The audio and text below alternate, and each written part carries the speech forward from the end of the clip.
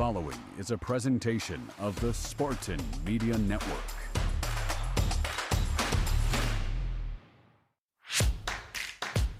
Alessio Milivojevic steps to his right, wants to throw on the run, throws downfield. It's caught at midfield. Turning the Jets to head upfield. Is Rodney Bullard. Rodney Bullard with a lot of speed, and Rodney Bullard is down to the 10 into the end zone. Touchdown MSU. Just like that. It's time for the Auto Owners Insurance presentation of the Big Ten Football Media Days. Today's show is sponsored by Auto Owners Insurance. Simple human sense. Now, here is Otis Wiley and Dalton Shetler.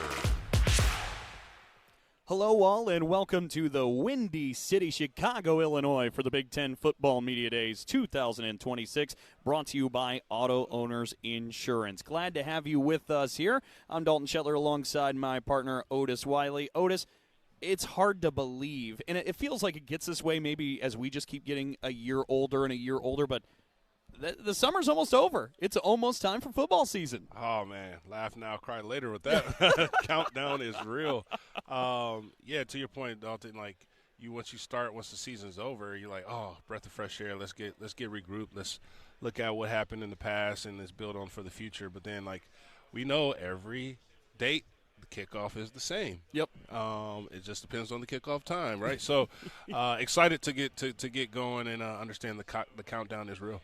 Well, it's always exciting whenever football season comes around there on the banks in East Lansing, but it's especially exciting this year with the dawn of a new era. Pat Fitzgerald becomes the next Michigan State head football coach, getting ready to enter his first season and start his Spartan tenure. Of course, an accomplished head football coach in the Big Ten, an accomplished player as well. We're going to be joined by him later on. We actually talked with him earlier this morning.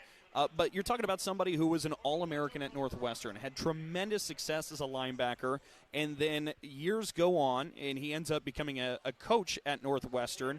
There's the tragic passing of Randy Walker, and then Pat Fitzgerald has to become the head football coach, kind of thrusted into the position in 2006 at the age of 31, and what he did during his time in Evanston once that happened. I mean, he just took it and ran with it. 110 wins, one of the most accomplished Big Ten football coaches in history, and now he comes to East Lansing. Yeah, and that's good points of a coach who understands, culture, philosophy, leadership. We look at his career. Pat did not come like highly touted. It was brick by brick, and him coming into leading that Northwestern defense back in the day. I don't know if you've seen highlights, but it's smash mouth football. It's hits you in the mouth, and you need to be able to strap up multiple times to be able to defend or go against those guys. But as he's taking over the opportunity of a new program and being out for those 3 years, you got to think about the times that you are able to process. Hey, maybe the wish of being back in it, the love, the passion, the purpose, but you're able to see a lot of football during that time. That's like you and I, like when we are off, like we're watching a lot of football.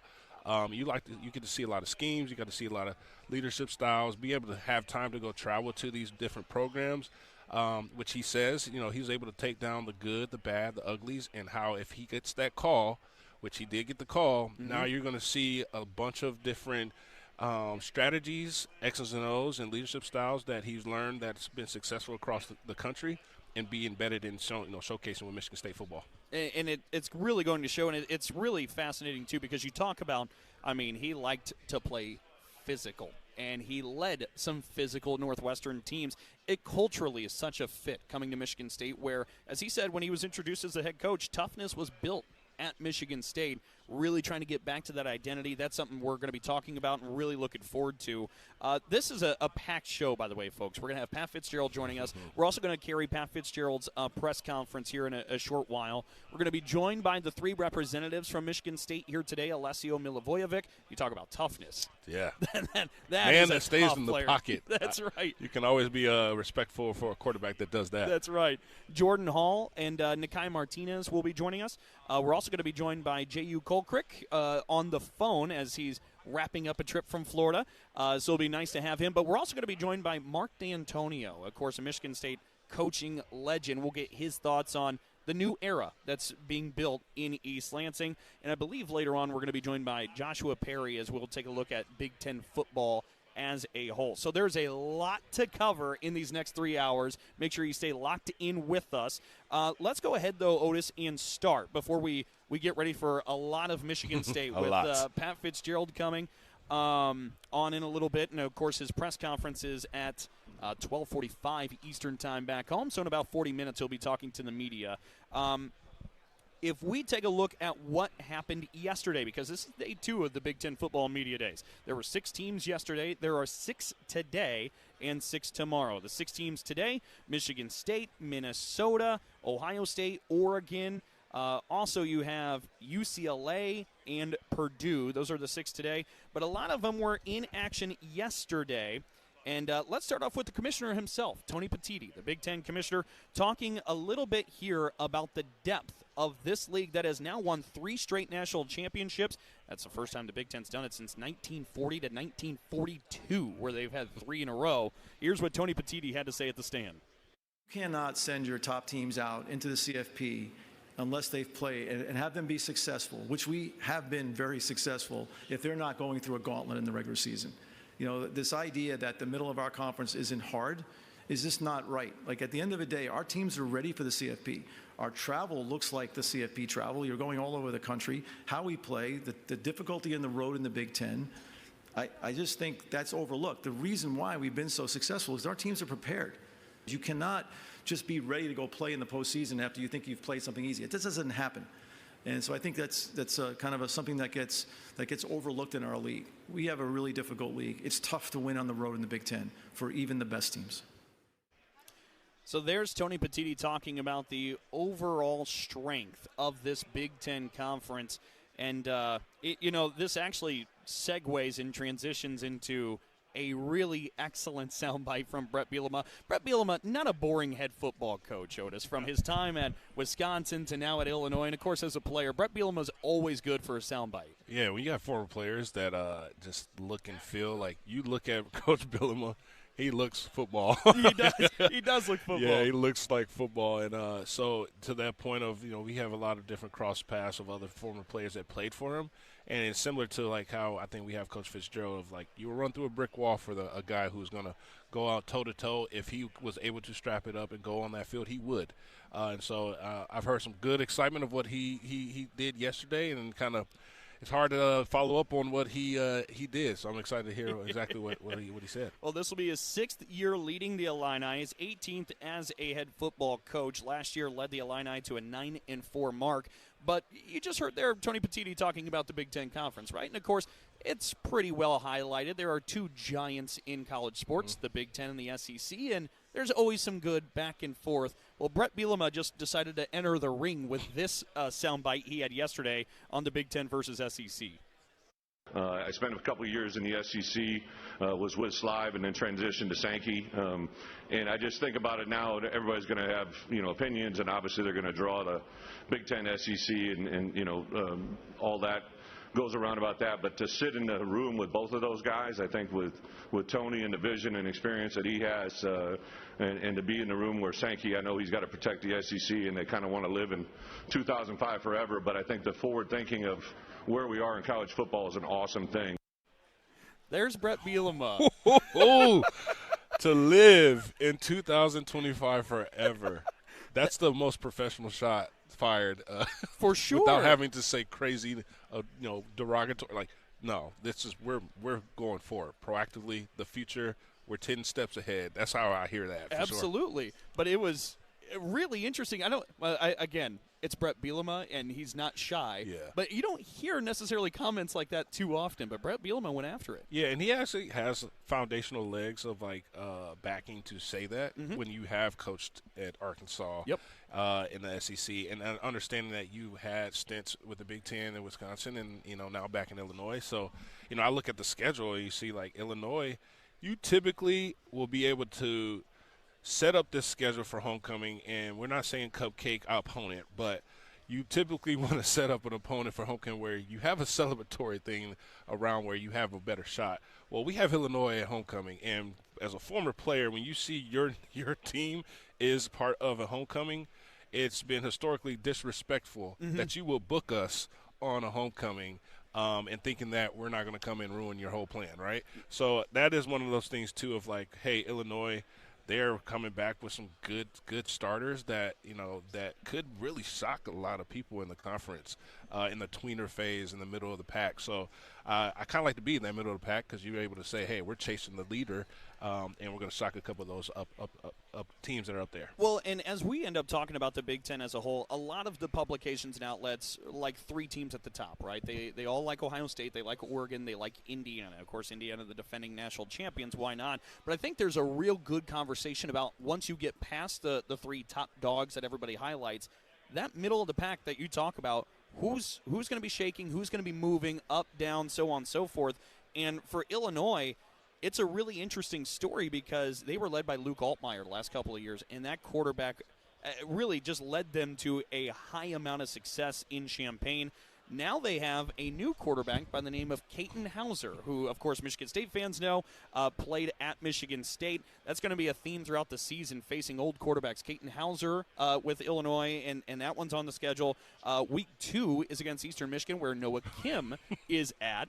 And then also you have the Northwestern game where Michigan State will go against Northwestern, and they're led by Aiden Childs. So it's going to be a really interesting schedule from a Michigan State standpoint of, we know that guy. He used to be on our side. And you have to know that there's a guaranteed chip on the shoulder for all 3 guys. For sure. But, you look at the standpoint of Caden Hauser obviously goes to ECU after he left Michigan State. Had a little battle-tested of a quarterback, but then start to evolve, and he start to be who we thought he was, is throwing down the field and doing, racking up passing yards. And it'll be interesting to see him coming back into the Big Ten, seeing if he has been, developed in more of that leadership style that, we would have probably wanted to witness when he was here. But you can't hang your hat on or be disrespectful to him, understanding he did stick it out with the coaching changes here, right? So, for sure. And then ultimately, you have to make what's best for you. So it's going to be great. And they already know the expectations of Spartan Stadium, right? They understand, hey, this is not a place where you can come in and just go through the motion. You got to compete because you got to, beat the fans. So we'll see what the reception will be of Spartan Nation, but understanding that we're not going to take it light on them when they come in town. Well, and since we're talking a little bit about Illinois there, let's continue on with a little bit more Brett Bielema. And here's Brett talking about, again, always good for a good story or soundbite, back in his playing days when he showed up to the Big Ten football media days.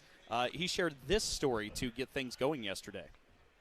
Super excited to be here. This is a huge flashback. I actually came here in 1991, I believe, to this hotel as a player representative at the University of Iowa with Hayden Fry. Some of you may have been around during that time, but we came in as a bunch of media scrum. We didn't have individualized and all those breakout sessions. So I'm walking in with Coach Fry. Mike Devlin was the other guy with me, and they say, hey, they never ask players any questions. Never. Coach Fry looked at me. He's like, don't worry about it. They're not going to ask you. I got the first question of the day. So I started off humming. This is my 4th year as the leadoff hitter here in the conference, 6th year back in the league. Super excited. The other thing, too, we talked about Brett Bielema and this Illinois team. Look, the Illini in the last couple of years under Bielema's watch have really been able to improve and climb the ladder in the Big Ten. They went 10-3 before last season. Last season we said 9-4. So 9-4, 10-3, had a dip there with a 5-7 record in 2023, but then back to 22. They're 8-5. So Bielema's had a lot of success in a really difficult league that has been at the top of the mountain in the last 3 seasons in a row in college football. And he talked about with this program's success, what it means to him, what it means to the fans, and what it means to Illinois. Yeah, that's not say the first time I've heard him being a former player at Iowa, but you got to think about, is that the last stomping ground for him if Fry does to hang it up, which I feel like he's been the OG of the triple OG of the conference anyway. But when you think about how he has embedded the culture of smash mouth football, Iowa player, you look at those Wisconsin teams, it was always hit you in the mouth and it was a bloody battle, to then now Illinois, they have this mantra now that you gotta play, you gotta come with it. And they're fast, they're smart, they make very little mistakes. And I recall when we went down there and played against them, where we were battling, and we had that young team. It was like a lot of lack of experience, but we were battling. But to your point, they had a quarterback who was willing. He was willing them to win, going for the first downs, and to me, that just shows a testament of how his leadership style is, and how the players adapt to the leader. And, hey, you have a bunch of young other coaches that are minions of the head coach that are going out there and executing the plan. It's interesting, too. We'll play one more Brett Bielema soundbite before we move over to Iowa. But we talk about that kind of success. And matter of fact, he had this also to say, if we run back to yesterday, about what this all means for Illinois. A huge part of why we've had success. In the last 2 years in the Big Ten Conference, we're number 4 behind Indiana, Oregon, Ohio State in 4 really cool categories: win percentages, Power 4 wins, home wins, and ranked wins. And I think if Illinois was in that messaging as that spot in the Big Ten Conference, a lot of people would find that hard to believe. But not for me. The walk that we walk, the players that we have here today, it's been absolutely awesome. In the last 2 years, we're 8-1 in one-score games in conference play and in bowl games, and that was largely generated by a really good player that left us, Luke Altmaier. So to bring Caton Hauser here as one of our player representatives, I wanted him to be known as the quarterback at the University of Illinois going into this season. I think he's a great representative of not just who he is, but what we represent at Illinois. I think that's why we've got him. So that goes again to show the respect he has for Caton Hauser and how this program has elevated in recent years.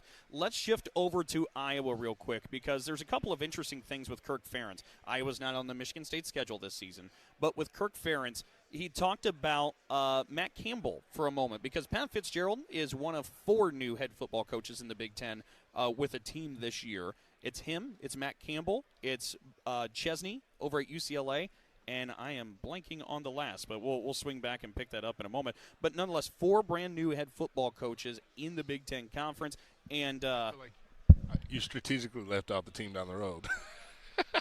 That's exactly the one, too. I know, and it's strategic, but you also it was a brain fart, but it still was pun intended. Of course, that's the group. Right. And Kyle Whittingham being the new head football coach of the Wolverines. But Matt Campbell comes over from Iowa State. He leads Penn State now. Of course, Iowa State and Iowa, they share a pretty good rivalry. So Kirk Ferentz shared his thoughts on Matt Campbell being the new head guy to Penn State and what he brings with him to Happy Valley. I've got tremendous respect. He's done a great job in the past decade. And, that program, I go way back to the 80s where they were really good. They beat us 3 straight, 80, 81, 82. And then there was a drought for quite a while in that series. It really became non-competitive. Dan McCarney pumped life back into the program. And then Matt took him to a new level of consistency and, just really good football play. And I teased him this May in our spring meetings that I've been mad at him for a decade because I really had nothing to hate him about or dislike him about. I really respect him as a coach and respect him as a person. And so to me, that's what Penn State hired. They went out and got a guy who can, in my opinion, coach with anybody in the country. And as a person, not that we're close, intimate friends, but our whole state's a small town. You hear about a lot of things, and he's just, to me, he stands for all the good things in college football. So he'll do fine. Also, let's keep with Kirk Ferentz for a moment before we toss to a break, and then we're going to start really diving into Michigan State. Understand there's going to be a couple of players swinging by here in the next 10 to 15 minutes. We'll be able to talk to the Spartans. But keeping in the mode of Michigan State and the connections, I asked Kirk Ferentz yesterday at the podium, LeVar Woods, the special teams coach, and, of course, Otis, if I ask you, or I just say the word special teams, like word association, the first thing you think of is Iowa, right? I mean, year over year, LeVar Woods has led that group to – We've lost so many games to a special teams play against Iowa.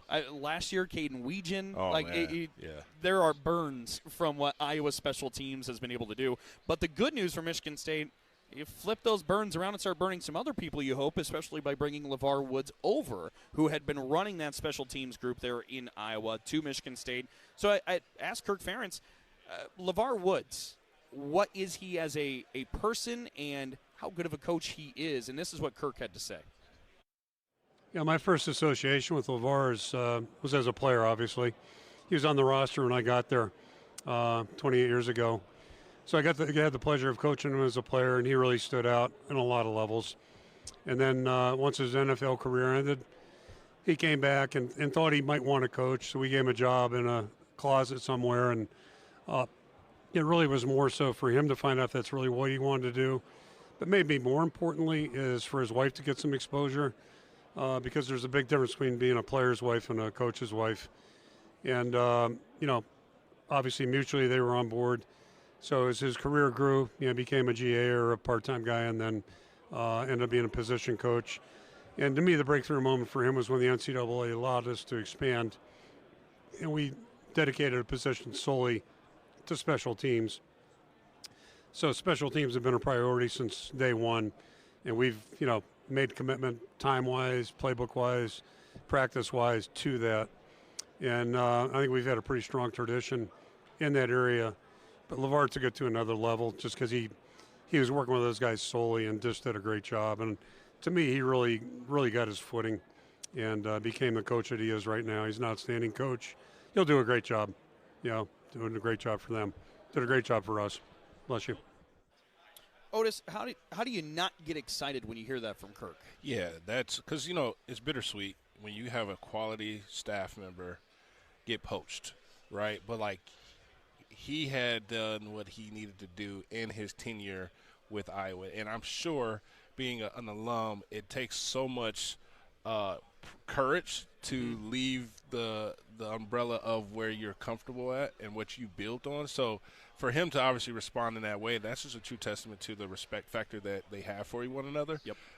You go back to Coach Fitz being, his son playing at Iowa on that team as well, and him last year being at that game supporting his son, but then also seeing the breakdown of he says it, we should have not left Iowa without that win. And it came down to special teams. And he goes, that's why I went to go get LeVar. So I need that guy. I need that guy.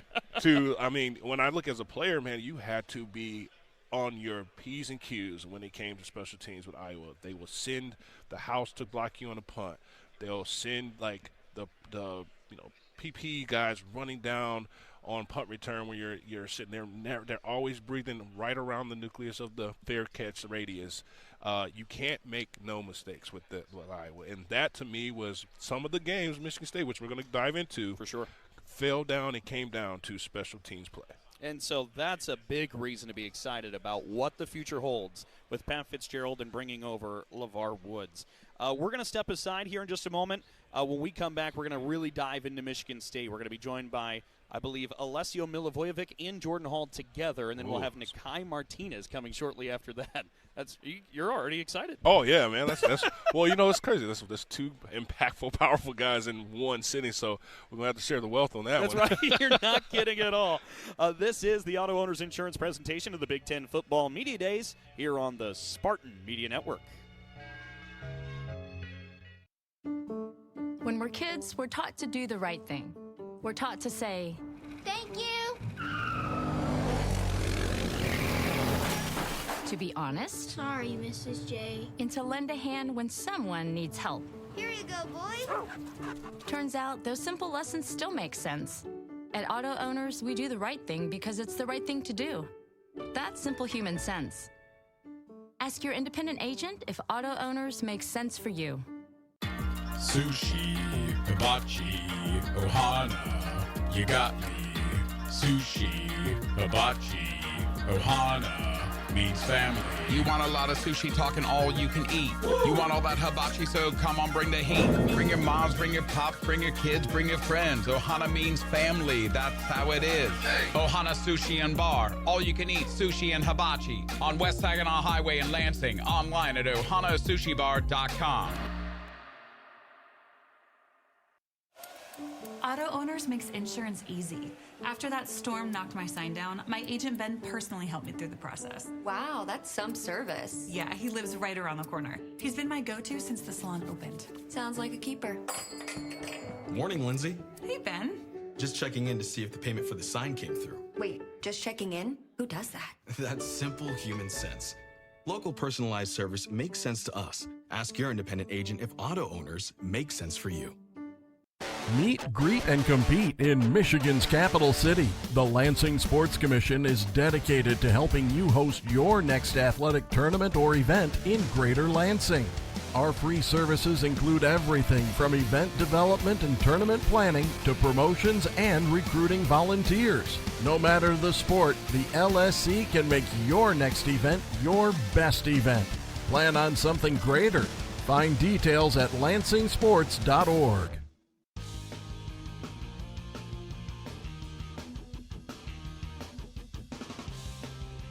You're tuned in to the Big Ten Football Media Days 2026, being brought to you by Auto Owners Insurance. Myself, Dalton Shetler, alongside my partner today, Otis Wiley, as we continue to roll through here some of the coverage. And again, we have a lot coming your way, folks. We're going to be joined by some Spartan players here in just a few moments. Jordan Hall, Alessio Milivojevic. We're also going to have Nikai Martinez later to come. We'll have a sit-down chat with Pat Fitzgerald. We'll also be able to bring you a conversation with head coach Mark Dantonio, former Spartan great when it comes to the gridiron. And we're also going to be joined by Jehuu Caulcrick. So we've got a lot coming your way, and Pat Fitzgerald will be speaking to the media here shortly. A lot to come, but first, let's take a moment here, Otis. We talked briefly at the top about Michigan State.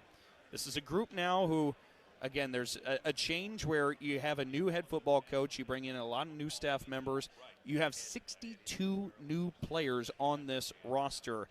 But there's a lot of reason to be excited with all of that change. Sorry. We got you either way. Okay. We were switching headsets in during the break, so go ahead, Otis. My bad. Yeah, so you look at, we were talking earlier, Dalton, these 62 new players, newcomers, you could just credit to, like, hey, this is a big freshman class. Even though they have the transfers that have came in at other programs have experience, you still have to go back to, HR day one day of, like, hey, onboarding them to the culture, the tempo of what we're looking for. I think the best part about where we're at with these newcomers is that you also have a newcomer in the head coach. Yep. So we're all day one. We're all at the same time, first day of school. So it's really understanding that, hey, we retain some of the staff, so you still have some of that culture and continuity. And then he went to go and build a strong staff to support these guys around them. So we're excited to see what's going to come to in store for football season. Auto Owners Insurance, simple human sense. Ask your independent agent if Auto Owners makes sense for you. I mean, we continue to talk here about Michigan State. Let's take a brief moment here, Otis, and look at the lineup for the season. Michigan State will get things started September 4th against Toledo at Spartan Stadium, and then host Eastern Michigan. How about this for a non-conference game to really get things going? At Notre Dame on September 19th, under the lights. There's going to be a lot of buzz around that one. Absolutely. And, you look at when we were players, Notre Dame was always the non-conference competitive, like, rivalry series for us, really. So, like, it was always me when I looked at the schedule was Notre Dame and Michigan. Mm-hmm. And you sprinkle in some of the Ohio States, but those two games were, like, monumental for just, one, we call it, like, career stat opportunities of, like, pro scouts. But that was, you pencil that in, even though they are on a success train, that is where we can level up and figure out where the measuring stick is for where we need to be at once we face them. And Michigan State has had a lot of success over the years in South Bend. And you're talking about a game back in 2005 that you were a part of. Oh, yeah. I got my first sack against Brady Quinn for first start as a freshman. And that was like, hey, whoa, mama, look at that man, right?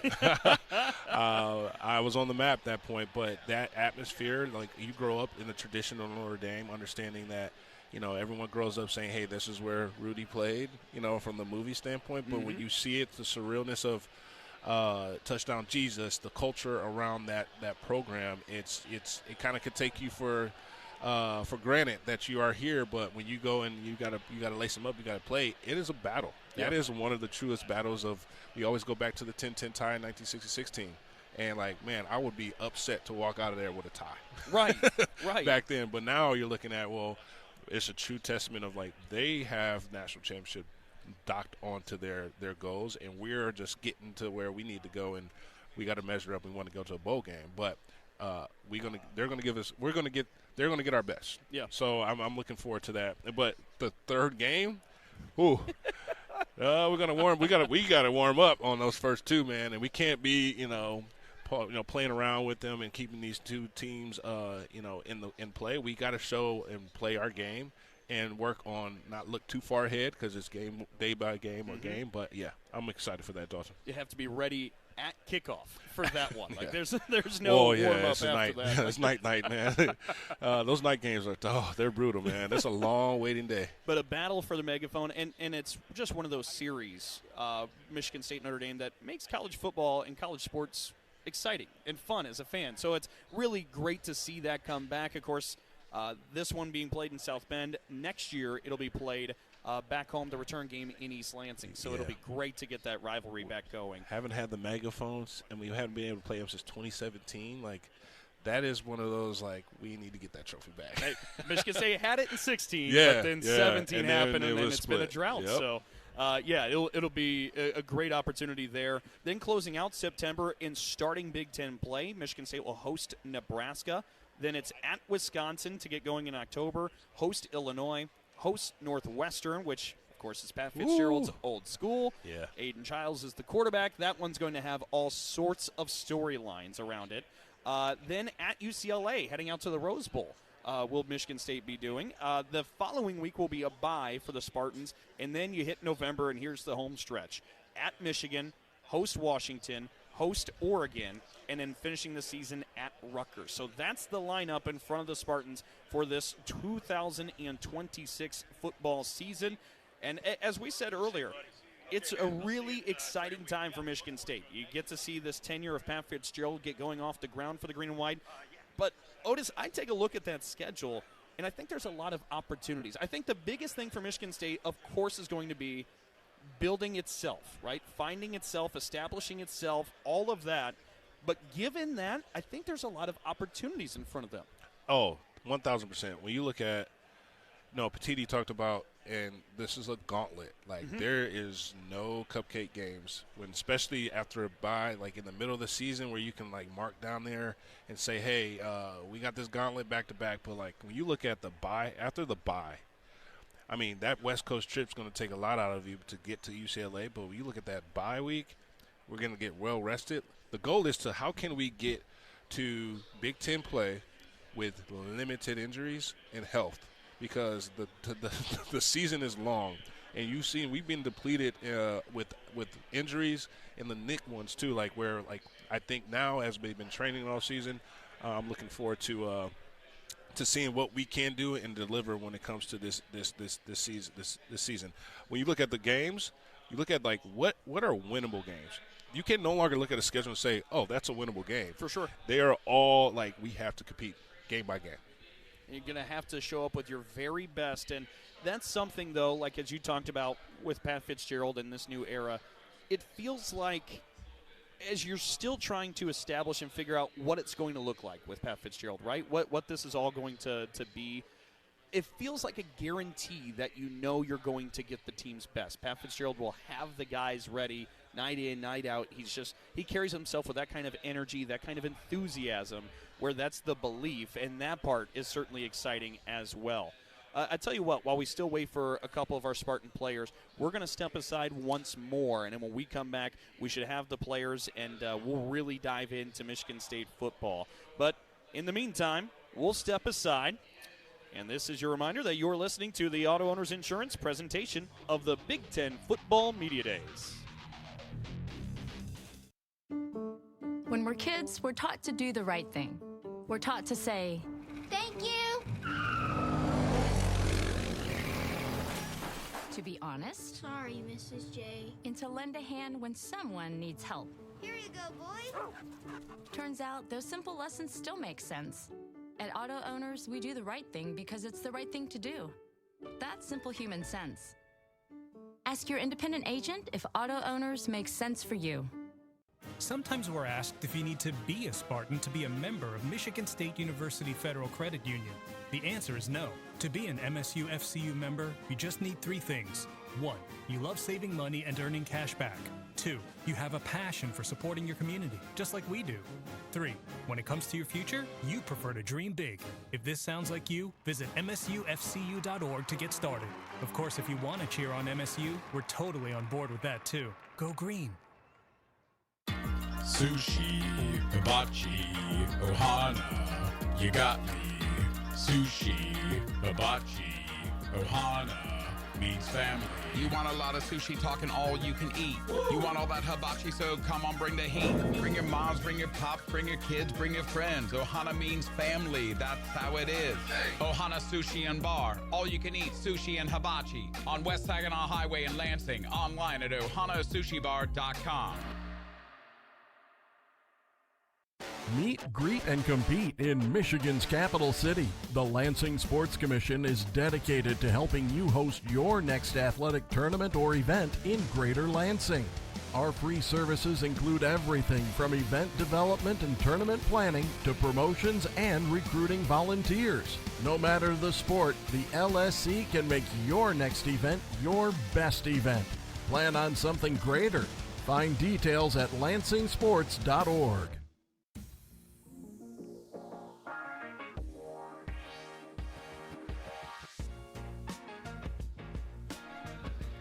Welcome back here to Chicago, Illinois. We're at the Hilton Chicago for the 2026 Big Ten Football Media Days. I'm Dalton Shetler with Otis Wiley here this afternoon, and we're going to be riding here for 3 hours. We got a lot of different things coming your way.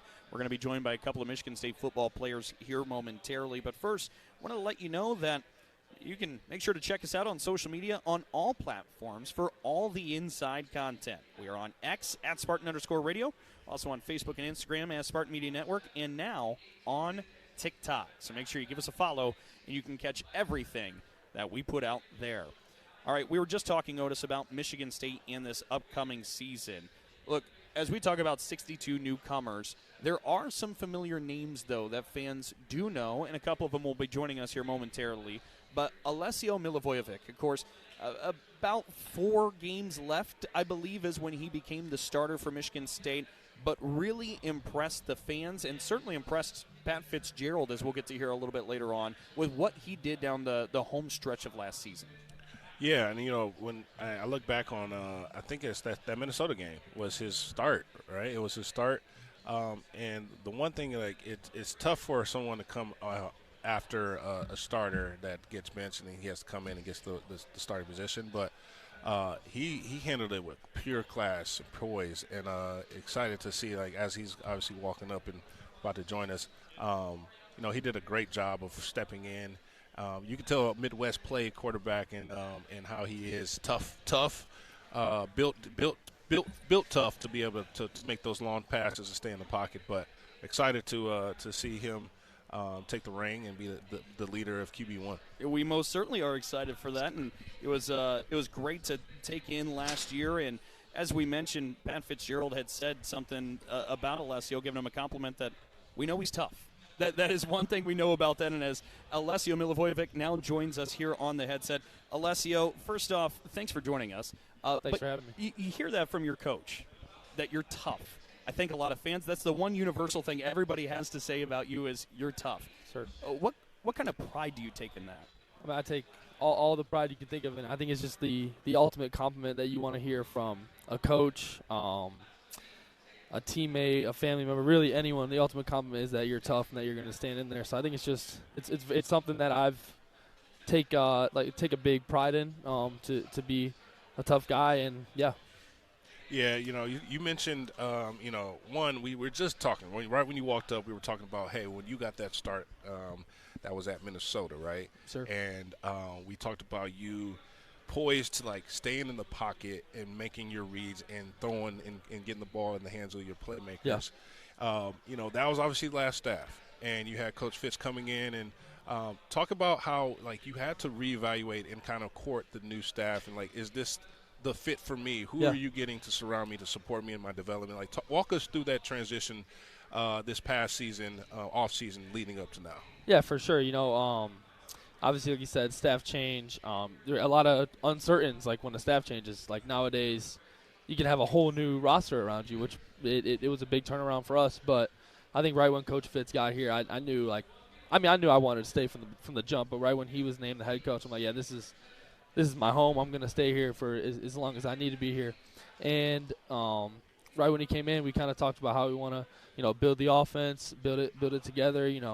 Kind of right when Coach Sheridan came in, our offensive coordinator, we had a lot of meetings just pretty much talking about what I like and what I like to do. And he kind of watched some tape on me, kind of saw what I was good at, and we kind of just, meshed our brains together. Obviously, he's a great offensive mind. So, just following his lead and trusting that he knows what's best for me is going to be huge for me. Yeah, without giving Spartan Nation or our opponents kind of what you walked through and learning about yourself, what were some of those strengths and those weaknesses that you personally knew about, but also what were those things that he was able to expose but also help you on? I think just overall just making quicker reads, like making decisions. Like I was going through my reads like every single play, but maybe just getting to those faster and finding those little shortcuts. Like I know it's this coverage. All right, I don't even need to look at this read. I know I'm going to be on my next read. So I think just overall making those quicker decisions and just making better reads overall is one thing that he's helping me do, and I think I'm taking strides towards being a better passer. Absolutely. We talk about those starts and the back stretch of last season, those final 4 games.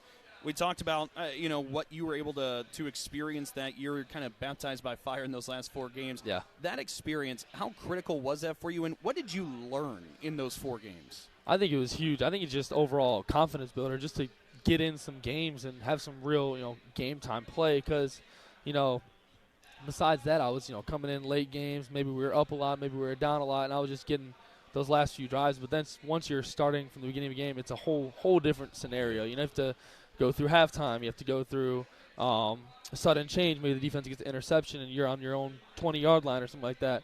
So I think just overall getting a sense for a game feel, because high school is one thing, but after sitting a whole year, redshirting and then not playing for the first 8 games, it had been a while since I'd been through a full game. So I think just overall the gameplay and then just the confidence to go out there and say, like, all right, I'm the starting quarterback for this team, and I'm going to go show what I can do and help my team and just rally around them and be the best guy I can be. Yeah, Coach Fitz mentioned you guys been in the talking phase. I'm sure you've heard that multiple times. During the talking and working in the offseason behind the scenes, what have you witnessed from your peers, your teammates, and as we are looking to get to camp, what have you witnessed the growth from last year to this year? I think one thing we talk about a lot is you got to love it. Like you have to love football to go through these. You got to be insane, honestly. Exactly. You have to. You truly do. You have to be insane. You have to love it. So I think just going through this process shows you, like, all right, these guys love it. They're willing to sacrifice their time with their families, time with anyone, all their loved ones to be here in the facility with me and with the coaches, just learning stuff. We did a lot of, coaches obviously have to get a break during July. I think most schools are like that. So it's a lot of player-led stuff, and we were coming in doing walkthroughs, we were doing meetings, stuff like that, just showing that, okay, even though the coaches aren't here, we're still going to learn, we're still going to get better, we're still going to grow as a team, because that's what we have to do to take that next step. Yeah, I get chills thinking about that, man. Like, you simulate this stuff now, because when you're in the crunch time, you got to know who's in the foxhole, right? 100%. Yeah. It's those relationships. You have to build genuine relationships with your teammates, and then you can, when you're on the field next to them, all right, that's my brother, I'm going to fight as long as I can for my brother. Yeah. Well, let's share a little bit about who's in the foxhole with you, because we've talked about it a couple of times. 62 newcomers to this team. It is a lot of new faces. I think a lot of fans are trying to learn who's who and what's what as they go into this season. Who are some of the guys that fans should now start learning they're going to be big-time playmakers for you in this offense? Yeah, I think we, like you said, a lot of new guys, but I think there's going to be a ton of contributors. Name a few. We have Krishan coming back, Rod's coming back. We added Fred Moore. We added KK Smith. We have, Charles Taplin's coming back. Braylon Collier's coming back. So we have a ton of new receivers, but then we have a ton of guys who have already built this relationship with each other coming back. And then it's just how do we mesh them together? How do we play from one guy's strength and the other guy's strength and put them in the right spots to succeed? So I think that's something we're going through. But I just see great fight in all these guys. They all want to play. They all want to get the ball, which I love from receivers. Like, if you're a receiver and you don't want the ball, then what are you doing playing receiver? Like, I want a guy who wants to get the ball. So absolutely. I think just training with those guys, going through throwing sessions, it's been very fun, and they're all embracing it. I mean, we're becoming a tight knit group. Yeah, Coach Hawkins, obviously his mantra is no block, no rock. Yep. But like when the guys are coming into the huddle and saying, hey, Les, I was open. Yeah. Like how are you sharing the wealth, but also knowing that like I still have to execute the game plan within the game plan. But like how are you managing the sharing the wealth of the wide receiver by committee? Yeah, for sure. I think that what the receivers understand is that I have a read. Like I have reads that I'm going through. And when they do, they come back. Like I said, I want them to want the ball, but they're not going to come back and say, oh, I was open. They're going to say, this guy did this. That's why I was open. Maybe the corner busted his coverage and he played the flat instead of dropping when he was supposed to be like an invert or something like that. And they busted the coverage and I was open. They're going to tell me why instead of just coming back and saying, I was open, because that's not going to really help much until I get to the sideline. Everybody thinks they're open, right? Exactly. It's not going to help much until I get to the sideline and watch that iPad and then see why they were really open. So I think that's one thing that they're doing a great job of, and yeah. If we brag about you for a moment, last year in those 4 starts, you end up throwing for north of 1,200 yards. You throw 10 touchdown passes, only 3 picks. You had a rushing touchdown as well. Completing passes at a 64% clip, and Otis had mentioned that start at Minnesota. He had 311 yards in the air there. That was the 3rd most ever by a freshman quarterback at the time. And, of course, he had that 71-yard bomb to Bullard. So these are a lot of really good numbers. What is the next level for you, Alessio?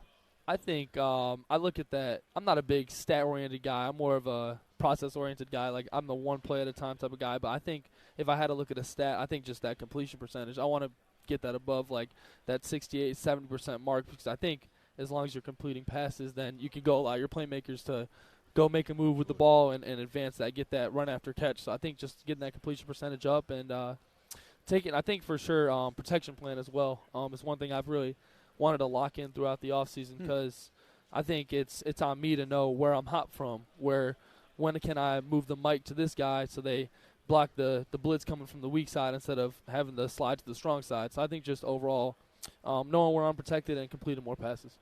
Yo, you took a lot of hits. Yes, sir. I did. You did. You're not wrong. But we talk about it where the bounce back, like some quarterbacks just crumble. Like they're stuck in it, but you have that amnesia where I'm always the next play. 100%. To walk us through that of, hey, you talk about working on protection plan. Yep. Getting less hits, taking less of those blows, because you don't want to get the one that's the one. For sure. But talk about that where like you got indoctrinated real quick, but 100%. you still was maintaining focus down the field. Talk about it. Yeah, I think it's like you said, that amnesia, but the next play process. Every play is its own play. I'm gonna read it out like it's its own play. They could be trying to disguise something from the last play, making me think it's the same, and they're gonna move like to this coverage, something like that. So every play is its own play. And I think I look at the success we had, so obviously that first half of Minnesota, it was, 5 or 6 sacks. And then you look at the second half, there was only 1. Then you look at the next game, it was only 4. Then you look at the next, it was 2. Then it was 0 in the end. So I think I look at those little steps of us taking less and less and less as a positive for us, where, all right, we're making, as long as I see we're making these little steps of progress each game, I know that process is working. I'm going to continue to go do that process. Absolutely.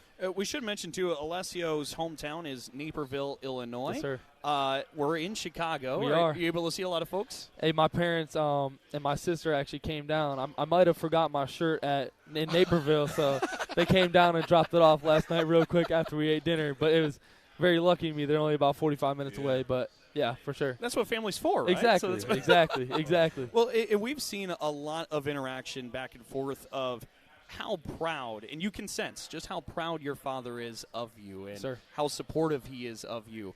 That relationship that you have with your dad, how has it allowed you to become the man you are but also the player you are? I mean, it's strong. My dad, he's a tough guy. He's an immigrant from Serbia. He built his own company out of his car. He's a tough dude. He does a lot for me. I mean, when I was younger, he was putting me in all the right positions, making sure I was never going to have a lack of opportunity to become the best version of myself. He was putting me in strength and conditioning. He was putting me in quarterback training. He put me in a private school that he was coaching at to make sure I can, get the best version of myself. Same with my little brother. He did the same thing for him, same exact process. So it's very I'm very happy and blessed to have a father like that, because not everyone has that opportunity, and I'm blessed to just have him in my life. Yeah, talk about the expectations of Spartan Nation, right? Yep.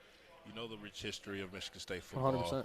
You understand, hey, it's last season is the last season. That's the past. But what Spartan fans expect in this season with a new head coach, with some players that have been retained, has some experience under the belt. What are we looking forward to when you're running out in Spartan, the stadium under the tunnel? You're going to see a team that I'm telling you right now, we're going to play every single last second of every single game at 100% level, if not 110% level. We're going to give everything we got every game, because one thing we say as offense, the Spartan way is as hard as you can for as long as you can. So we're going to go as hard as we can for as long as we can, which is going to be the entire game. So I think you're going to find a team that's tough, gritty, and just wants to fight and win as many games as possible. Absolutely. Well, that certainly has us excited. We don't want to 100%. get hit the same way you do, Alessio, but we're excited for the season I with appreciate you. it. I appreciate it. Appreciate you swinging yes, by. Thank you no so problem. much for the Thank time. You guys. Thank you. Green, Go White. Yes, sir.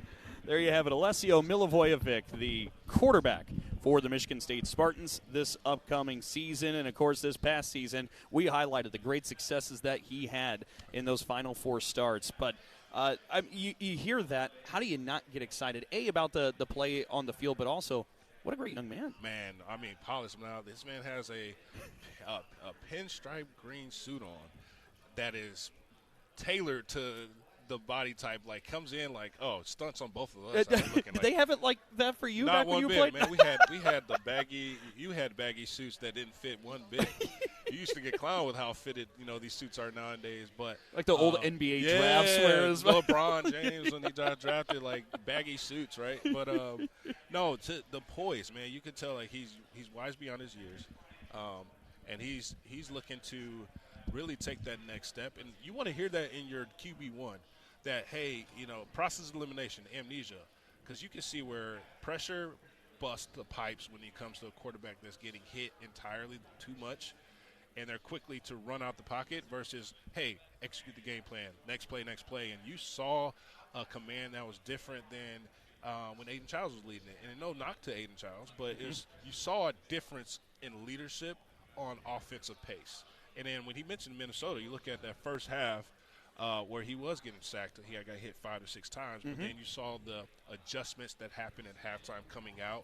And we were in that game. We were leading that game, and it's just unfortunate that we come out with that loss. But you can tell he's learned from those mistakes. Absolutely. And, again, you can tell also from those conversations we just had with him, this is a coachable guy. He has a willingness and a hunger to learn and improve.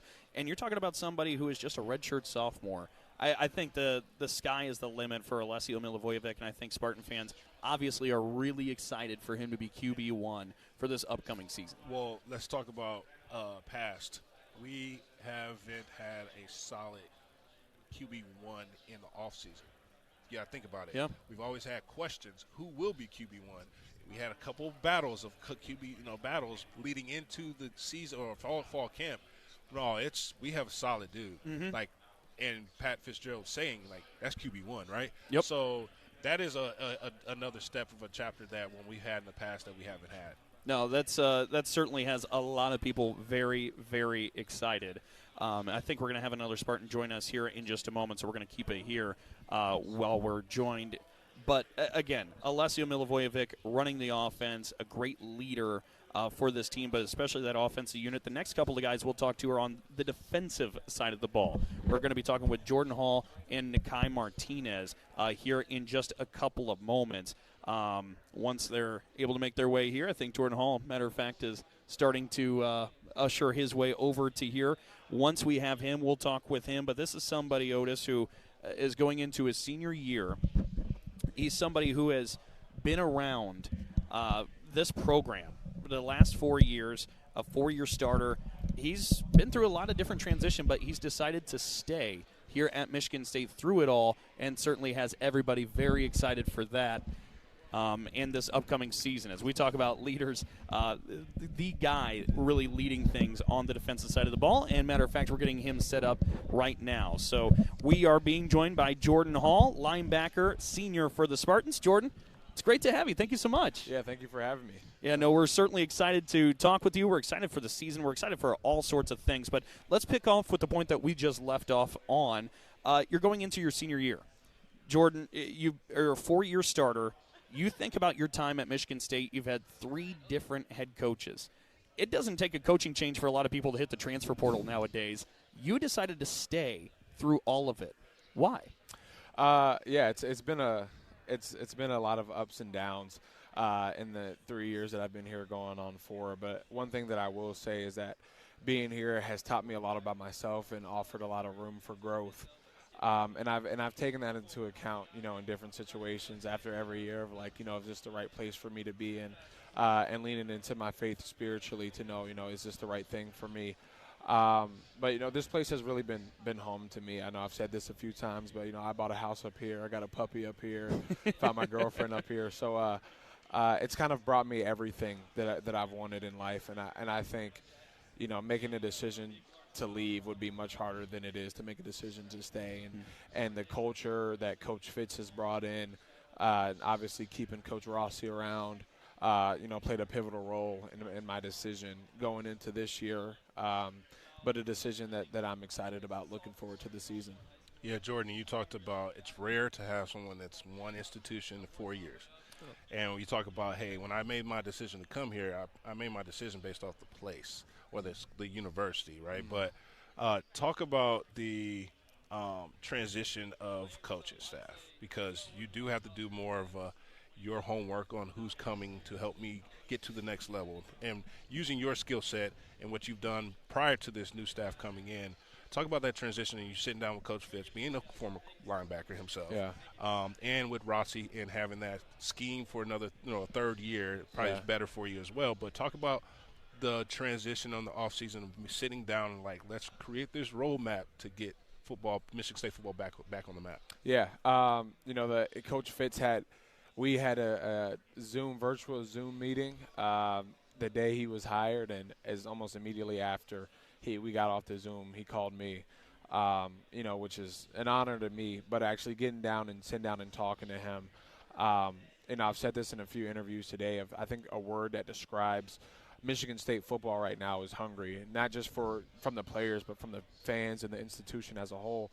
And that's the motto that he's kind of taken in, the culture that he's pouring into. We know that this is a place where winning is capable of, because it's won before in the past, and it's just getting back to that point, which we're all excited about, and keeping Coach Rossi around, kind of the point you alluded to. With it being my last year, I wanted to be in a system that I was comfortable with, that I knew. That I knew that's where I could best be suited as a leader. And so him staying around was a big portion of, leaning into my decision on whether or not what was best for me. But it's all been working out so far, and I've loved going through winter workouts with the new strength staff, and as we get going through spring ball and learning more, and how my role changes as a leader, where it's, maybe it's not so much of me doing things, but pouring into people. Which has developed my growth even more and actually made me understand football on a larger scale. We can't forget Mad Max Bullock coming back. Yeah. And I saw the interaction with the Spartan Dog golf outing with, you with Greg Jones, All-American there. And this is a bloodline of great linebackers. No doubt. But talk about Mad Max, Coach Bullock coming in, being successful at Alabama, successful in Notre Dame, and now you are pouring into him and learning from him. Talk about that with having Rossi too. You got 2 great coaches, but talk about Coach Bullock. Yeah, I would say he's the most passionate coach that I've had, but I had Rossi. Yeah, right. They're neck and neck. Fitz said that. He's like, I can't. They're tied. Yeah, no, literally. But Max is a really good coach, but an even better person. And we probably couldn't even put a microphone in our linebacker meetings. Sometimes I forget he's my coach. Yeah. But just his ability to flip the switch from that to have that passion that he has when he coaches, and something that I take pride in. As you know, going into my last year and getting developed by so much passion from a coach that cares so much about his players, it's been a true honor to have him come in. And like you said, he's been successful at Alabama and at Notre Dame. And I'm honored to kind of have that privilege to be under his coaching in my last year. Yeah. You know, we talk a little bit about your linebackering stats and plays so far. Otis brought up Greg Jones. If you want to know how good Jordan Hall is and where he stacks in this lineage of linebackers, Jordan Hall was the first true freshman since Greg Jones to have 67 tackles back in your freshman year in 2023. So you're a part of this company. If we look at your career stats, you have 179 tackles in just the last 2 years. Last year you led the Spartans with 88 tackles. You were a Big Ten Defensive Player of the Week. You have really led this Spartan group on that side of the ball.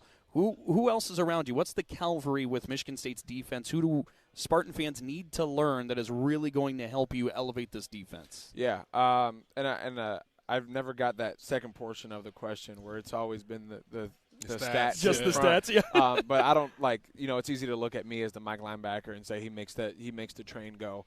But that's not me. It's the multitude of guys around me that make me look better than I actually am, if you want me to be honest with you. I know we have Caleb Wheatland coming in from Auburn.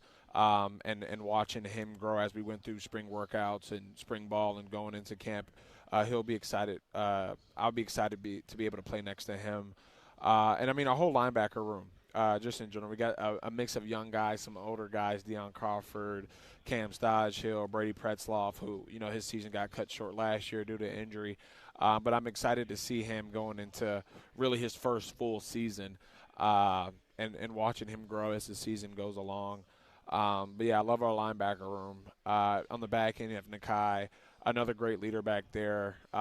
Soft-spoken, so when he speaks, you listen. Trey Bell, transfer from Iowa State, freaky athletic, has really done a good job of retaining the playbook in such a short amount of time. And then it's great having Chuck back. Play Chuck, right? Yeah. Right. It's great having him back and getting him back healthy and prepared to have the best season that he can have. But that's just to name a few, and I know I'm leaving out a bunch of guys, but definitely want to allude to the point that I'm just the one that wears the green dot, but it's the guys around me who make me look better than what I actually am. Yeah, I don't want to talk about past season, but when we look at the games that we were winning, and we look at how we came out of there with some of them, not mistakes, but just closing them out, and some of those ended it's on defense, right? Yeah. As a defensive guy myself, it's hey, locking down. What did you learn from that last season going into this one of hey, those games we were close, we should have won.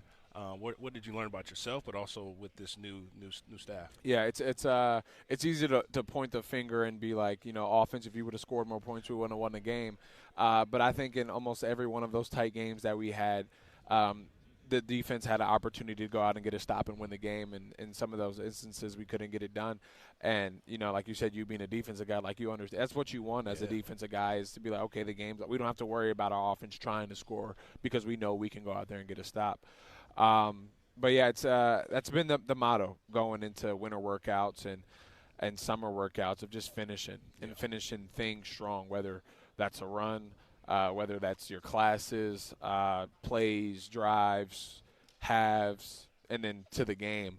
That's been our mantra, is just finishing strong.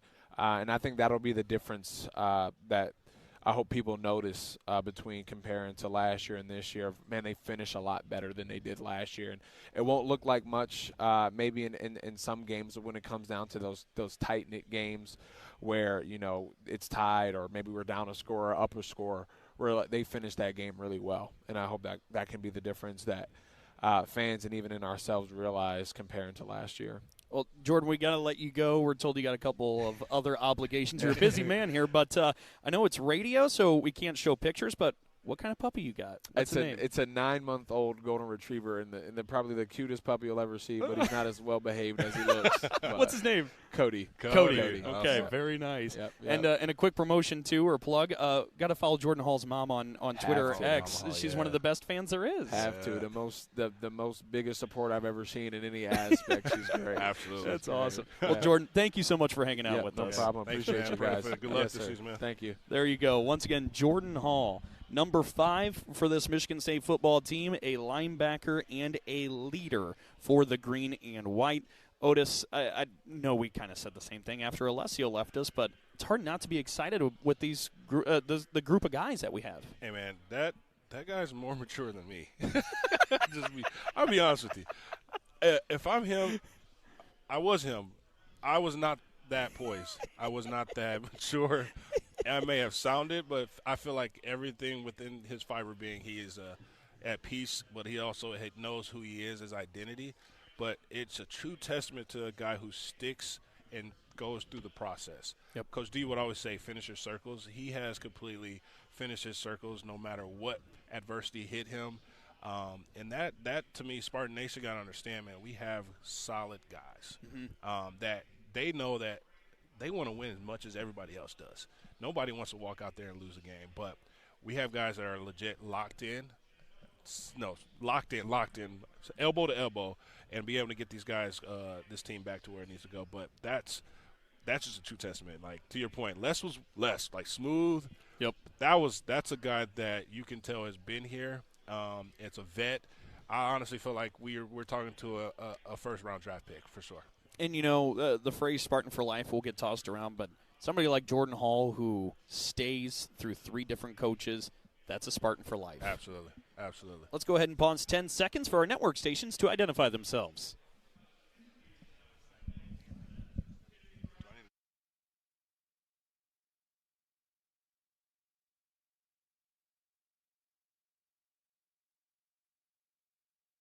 Step aside for just a moment. When we come back, we'll be having Nikai Martinez join us. This is the Auto Owners Insurance presentation of the Big Ten Football Media Days on the Spartan Media Network. Auto Owners makes insurance easy. After that storm knocked my sign down, my agent Ben personally helped me through the process. Wow, that's some service. Yeah, he lives right around the corner. He's been my go-to since the salon opened. Sounds like a keeper. Morning, Lindsay. Hey, Ben. Just checking in to see if the payment for the sign came through. Wait, just checking in? Who does that? That's simple human sense. Local personalized service makes sense to us. Ask your independent agent if auto owners make sense for you. Meet, greet, and compete in Michigan's capital city. The Lansing Sports Commission is dedicated to helping you host your next athletic tournament or event in Greater Lansing. Our free services include everything from event development and tournament planning to promotions and recruiting volunteers. No matter the sport, the LSC can make your next event your best event. Plan on something greater. Find details at lansingsports.org. Sometimes we're asked if you need to be a Spartan to be a member of Michigan State University Federal Credit Union. The answer is no. To be an MSU FCU member, you just need 3 things. 1, you love saving money and earning cash back. 2, you have a passion for supporting your community, just like we do. 3, when it comes to your future, you prefer to dream big. If this sounds like you, visit msufcu.org to get started. Of course, if you want to cheer on MSU, we're totally on board with that too. Go green. Sushi, hibachi, ohana, you got me.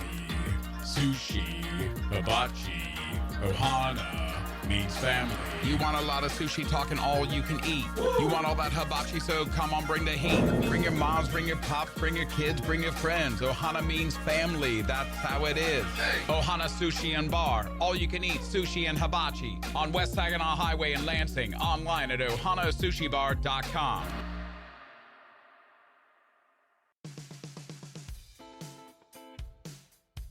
You're tuned in to the 2026 Big Ten Football Media Days presented by Auto Owners Insurance. Here in Chicago, I'm Dalton Shetler alongside Otis Wiley, and now joining us, we have the third Spartan representative for the players here today at the Big Ten Media Days. It is Nikai Martinez. Nikai, thank you so much for being with us. Appreciate you. Thank you for having me. Well, Nikai, let's start off this conversation by going back to last year. And I just imagine after 4 games, you get that injury, you feel kind of gutted, right? Having to sit out some of that time.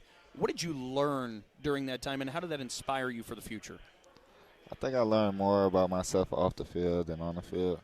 Just getting closer to God. I always preach that because I think it was definitely an eye-opener getting hurt. You know, everything happened for a reason, and I embraced that.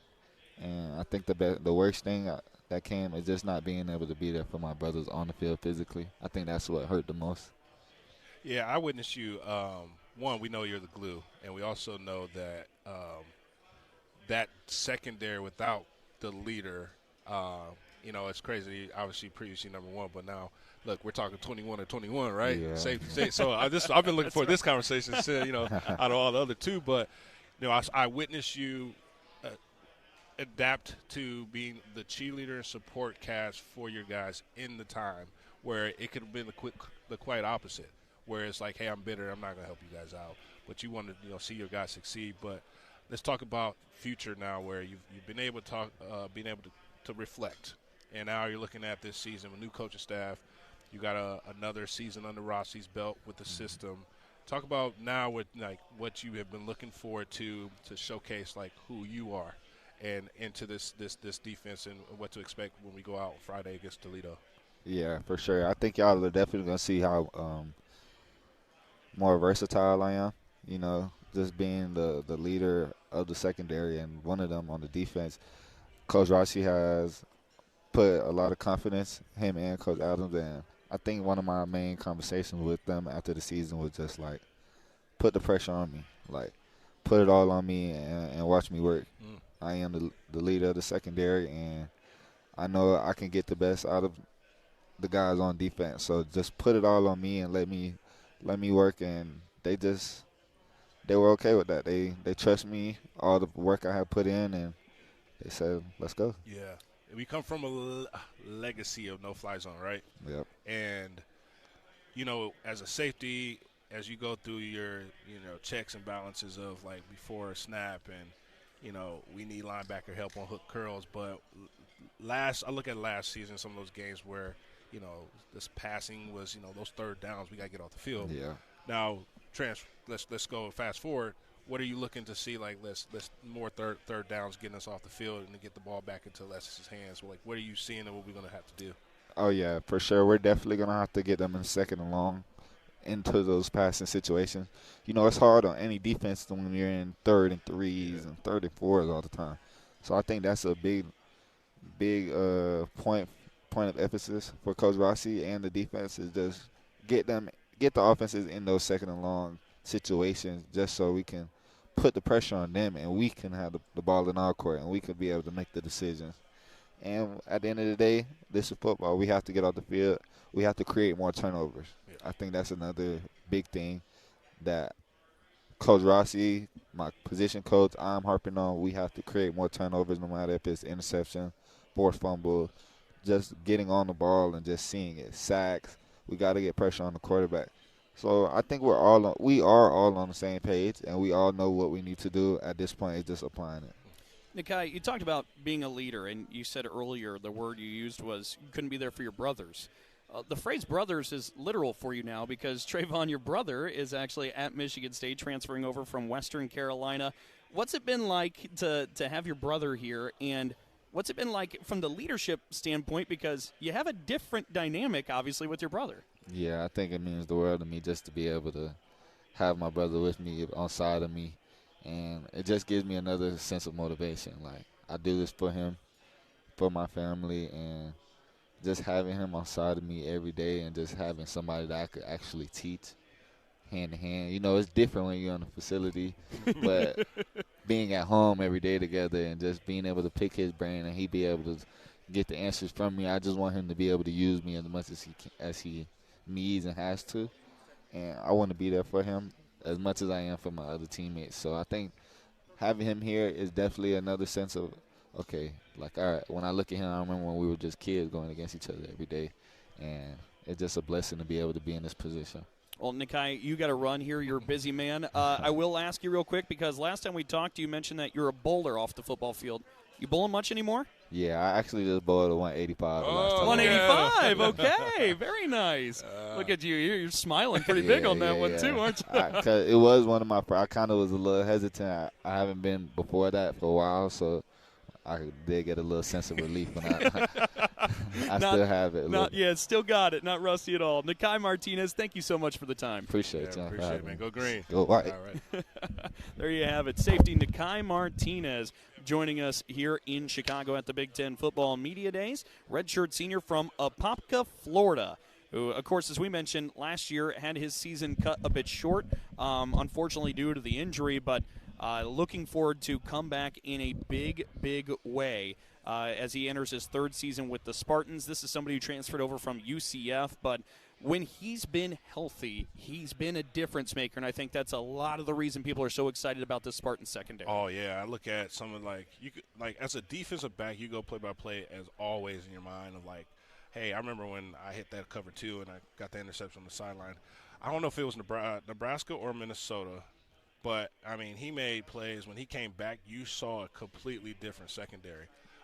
When we just had Jordan Hall on, when you have a Mike linebacker and then you have a stud safety that is controlling, you have two basically captains of the defense that controls everything. That is what you need, man. You need to be able to check everybody. Like, as safeties, you have to know where everybody fits when it comes to run and pass. But when you have a guy who has experience like he has, the speed, he's not afraid to come and thump and come down the lane and hit you.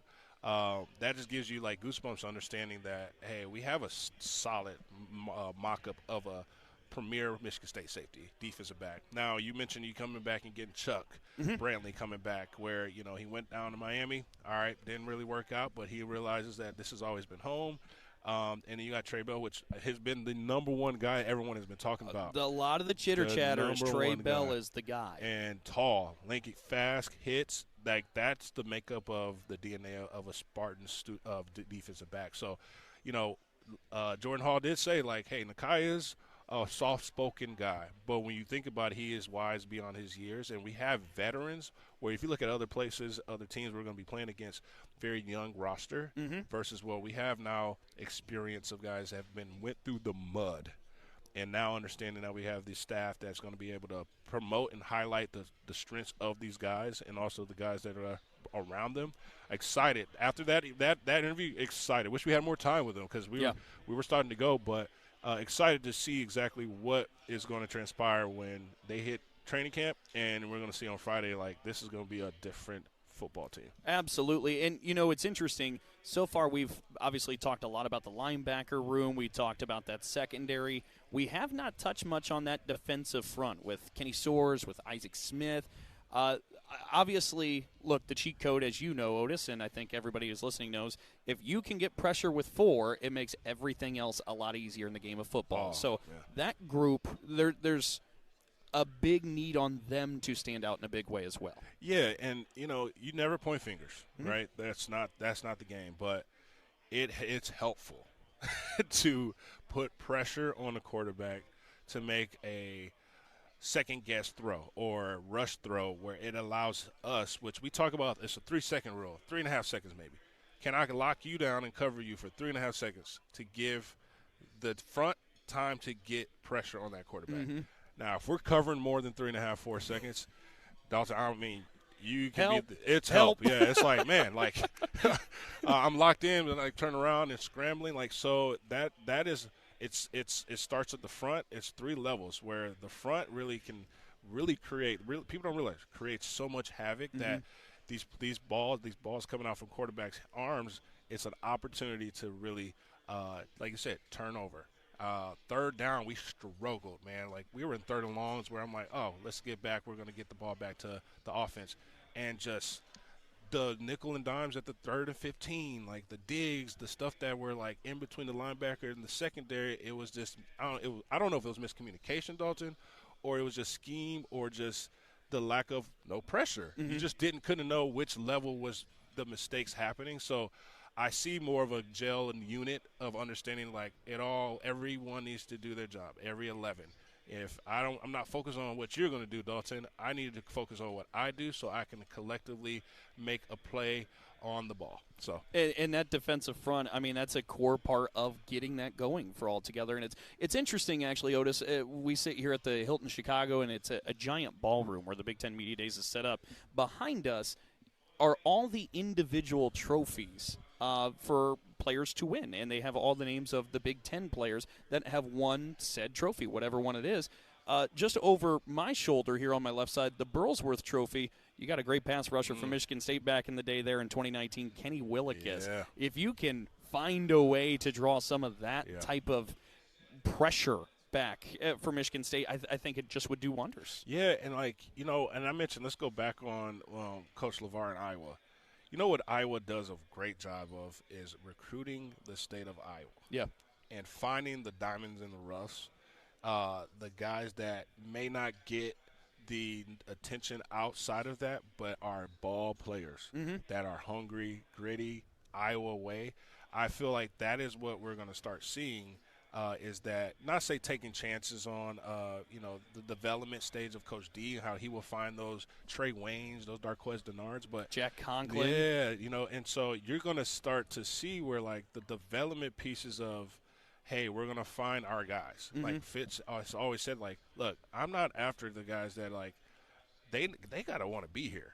Like, we're not going to just date in all this time of like, hey, NIO and all this, things of getting them here just for them to flip on the 1 year. They got to want to be here. And they got to want to be playing for the green and white. So I see those names, but I also see like the DNA of what they're establishing with some of the guys now is like, all right, we got to start to go. And what I don't see on here is the Doak Walker with K9. Oh, I haven't taken a look for the Walker Trophy. You see Walter Kemp. You see, the Jet Award, but you don't see, and I'm wondering, like, why? Yeah. Because we've had a lot of Doak Walkers in the Big Ten. So, and maybe, like, the trophy, they didn't have representation, but you think about it, this is what you look forward to as a player. Now, the stats are the stats. Like, you don't go into understanding, like, I want to be a Jim Thorpe Award. Yeah. But when you look at that, we got Darqueze, and, if you look at also, like, I mean, Trey Waynes was right there, too. We had two studs there, but that's the ending of the accolades where if you do your part and you're winning each game and you're having a success, these is when these accolades start to come, where Jordan Hall, obviously, he's probably appreciates Dick Butkus Award, right? He's won that watch list. So I'm looking forward to seeing these guys finally getting the results that they need because they put all the work in. For sure. So the results in the win and loss column, like, well, let's hope we have more W's than L's for sure. The Butkus Award, Percy Snow's highlighted on there from 1989. Yeah, Darius Snow, man, that's one guy. Yes, he went to UT, but he paid his stripes with us, right? But that Snow family, that is a mantra there. You're right. No Doak Walker. Do you think you could? It's a bunch of statues. Could you do the Doak Walker? You could just stand over there and we can. Man, we got to pull the picture up and see if I can do it. I mean, the Jim Thorpe one is like, I had a privilege of being on that watch list or top 10, but like that was like the mecca of being able to host that award. And Darqueze did a great job that year, 2013. He was locked down, man. Like, and that's where we actually got to get back to. Well, and you talked about, and we'll mention this before we step aside. You had talked a little bit about the player development when you talk about the Jack Conklins. You talk about the Kenny Willekes, who were both walk-ons and then became what they became, and some of the other Spartan greats. That Dantonio era was really special, and it was rich with player development. It does kind of beg the question, because you talked about Fitzgerald's philosophy is to bring back some player development. In the day and age of 2026, where the transfer portal is as full as it is and players are often leaving, what is in this big pie of developing a program, how big is player development if you're afraid that maybe they could end up leaving after they develop at your spot? Yeah, that's a great question. Loaded one, too, because you got to have some coaches that are willing to – there's got to be alignment all across the board here. Administration, obviously, president, university, like when they bring on coaches, like all right, how much time do you really give me? Because if you give me, hey, I need to win now, which is we're in this win now state of college athletics, is I need time. There's no more time. So you got to figure out the bones of, like, look, we're recruiting you, Dalton. We know you can play. Now, do you fit us, and are you open to being developed? Because a lot of people, you get recruits coming in or players come in, they have it all, they know it all. They're 5 stars, 4 stars, but they feel like they may not have room to grow. But, like, that's where you got to find the niche of, like, hey, we know you're talented, but we know you haven't reached your ceiling, and we want to be that program that helped develop you to get to that next step. And so that's really just the buy-in piece. And you know, Fitz talked about, well, you know, you no longer just talk to the players now. Like, you got to court the parents. You got to talk through that. Like, we have the resources. We have the support. Now it's like, hey, we've been winning championships. We haven't won since 2021. So the time is now, right? Time is now. You know, we've referenced a few times that conversation with Pat Fitzgerald. We waited to play it because we knew the players' schedules were going to be pretty tight, so we wanted to make sure we worked with them. But when we take a break and come back, let's hear that conversation with head coach Pat Fitzgerald. That'll be next, as this is the Auto Owners Insurance presentation of the Big Ten Football Media Days on the Spartan Media Network. When we're kids, we're taught to do the right thing. We're taught to say, "Thank you." To be honest. Sorry, Mrs. J. And to lend a hand when someone needs help. Here you go, boy. Turns out those simple lessons still make sense. At Auto Owners, we do the right thing because it's the right thing to do. That's simple human sense. Ask your independent agent if Auto Owners makes sense for you. Sometimes we're asked if you need to be a Spartan to be a member of Michigan State University Federal Credit Union. The answer is no. To be an MSU FCU member, you just need 3 things. 1, you love saving money and earning cash back. 2, you have a passion for supporting your community, just like we do. 3, when it comes to your future, you prefer to dream big. If this sounds like you, visit msufcu.org to get started. Of course, if you want to cheer on MSU, we're totally on board with that too. Go green. Meet, greet, and compete in Michigan's capital city. The Lansing Sports Commission is dedicated to helping you host your next athletic tournament or event in Greater Lansing. Our free services include everything from event development and tournament planning to promotions and recruiting volunteers. No matter the sport, the LSC can make your next event your best event. Plan on something greater. Find details at lansingsports.org. Auto Owners makes insurance easy. After that storm knocked my sign down, my agent Ben personally helped me through the process. Wow, that's some service. Yeah, he lives right around the corner. He's been my go-to since the salon opened. Sounds like a keeper. Morning, Lindsay. Hey, Ben. Just checking in to see if the payment for the sign came through. Wait, just checking in? Who does that? That's simple human sense. Local personalized service makes sense to us. Ask your independent agent if Auto Owners make sense for you. Thanks for joining us here from Chicago at the Big Ten Football Media Days 2026, presented by Auto Owners Insurance. I'm Dalton Shetler alongside Otis Wiley as we continue to roll on here on the second day of the Big Ten Football Media Days. Auto Owners Insurance, simple human sense. Ask your independent agent if Auto Owners makes sense for you. All right, we've talked about it quite a bit, but head coach Pat Fitzgerald now becoming the next Michigan State head football coach, getting ready to start his tenure as the next Spartan head football coach in just 37 days when the Spartans kick off against Toledo. Going into his 18th year overall, we had a chance earlier today to catch up with him, and let's go ahead and throw back to that conversation right now. We're now being joined by Michigan State head football coach Pat Fitzgerald. Pat, thank you so much for spending the time with us. It's your 18th season, your first at Michigan State. And I have to imagine, out of all the things during your time away from coaching, being back at Media Days, this has to be the most exciting part of it, right? Exhilarating. It feels like Christmas Day. Absolutely. Yeah, when I think I'm on a plane at 4:30 today. But who's Getting counting down right the on out of here? That's right. No, it's a great time of the year. I mean, it's really, for me, it's the end of the talking season, and it's the doing season now. Not that our guys haven't been working, but now to get we're a week away. We're 7 days away from camp. It's go time, right? And it's an exciting time of the year. Yeah, Coach, camp is different from when we all played. 2 days. Yeah, I did 3 a days. I'm much older than you, buddy. Yeah, no. I say when we played, but yeah, talk about these players adapting to you, coming into former staff, you coming in, retaining some of the guys and some of the coaching staff. Yeah. But talk about how they were receptive to the coaching and leadership, things you were putting in place. The guys have been phenomenal. I mean, absolutely terrific. We got 3 great ones here with us, with Jordan, and his career at Michigan State speaks for itself. Really our only true 4-year player. Yeah. He's up for our AFCA Good Works team, and just is truly a consummate pro. Alessio, I don't know if there was a tougher kid in the Big Ten in the last month of the season than him last year. Yeah, so when that was a big decision that we had to make very quickly.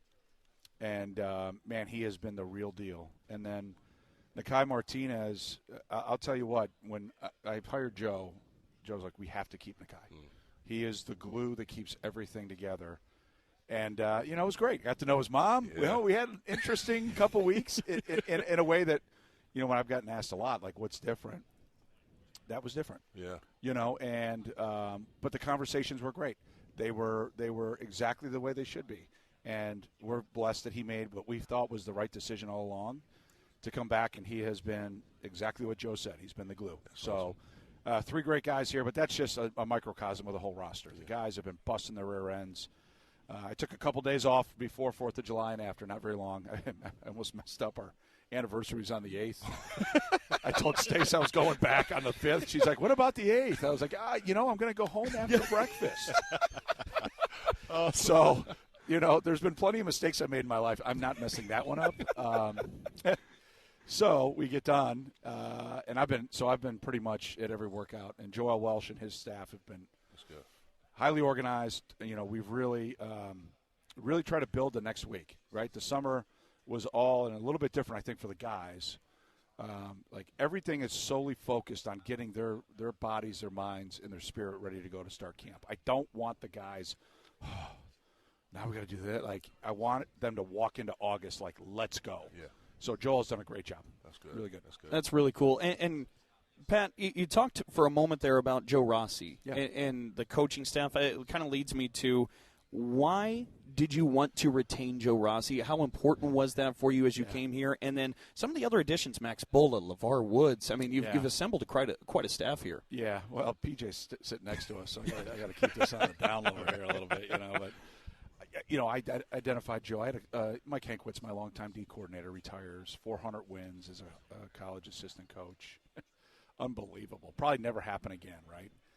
And so I had a job open, and Joe was on the list. And at the time, my budget wouldn't. I had done all the research. I just couldn't afford him when I found out kind of where that was. So he was again. You're keeping lists as head coaches, and he was on it. When you have a job available, people will talk to you. It's an amazing concept. So I told Joe, I said, I need a couple weeks. I go, listen, we're going to sit down and periodically. We're going to talk ball. We're going to talk about what you believe in, how you see our defense, so on and so forth. But you got to give me some time here to talk to some folks. And he was professional. He understood. And he made it abundantly clear he wanted to be a Michigan State Spartan. And so it was just compare everybody back to Joe. And they were quick conversations because I'm like, listen, you've got 24 hours. Let me know. Yeah. And it just was like 1, 2, 3, and then Joe and I had talked over those 3 days, and it just solidified that was the right decision. A lot of similar philosophies defensively. If he calls it apples and I call it bananas, we're going to keep calling it apples, right? Let's keep the system as is. And so a lot of familiarity there for me, selfishly. But then the rest of the staff, it was how do you play off? In my mind, it's always how do I complement? I'm a 4. How is everybody else a 7, 8, 9, and 10 on the staff? And so, Joe, that was great. Man, I got a great one. Okay, let's go get trying to get LeVar. I mean, I dated Stacy for like a month, and it kind of she started dating me. LeVar was like, too much. Come on. I got it. But come on. No, I'm joking. But it was a fun courtship. And when the day that he said, all right, I'm a Spartan, it was like, you know what?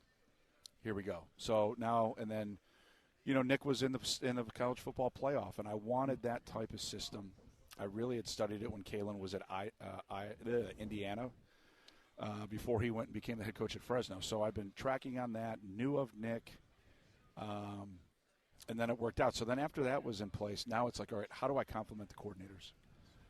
Because you don't want everybody being the same, you know, and so, you know, Rossi and Bull are a lot alike, you know, so.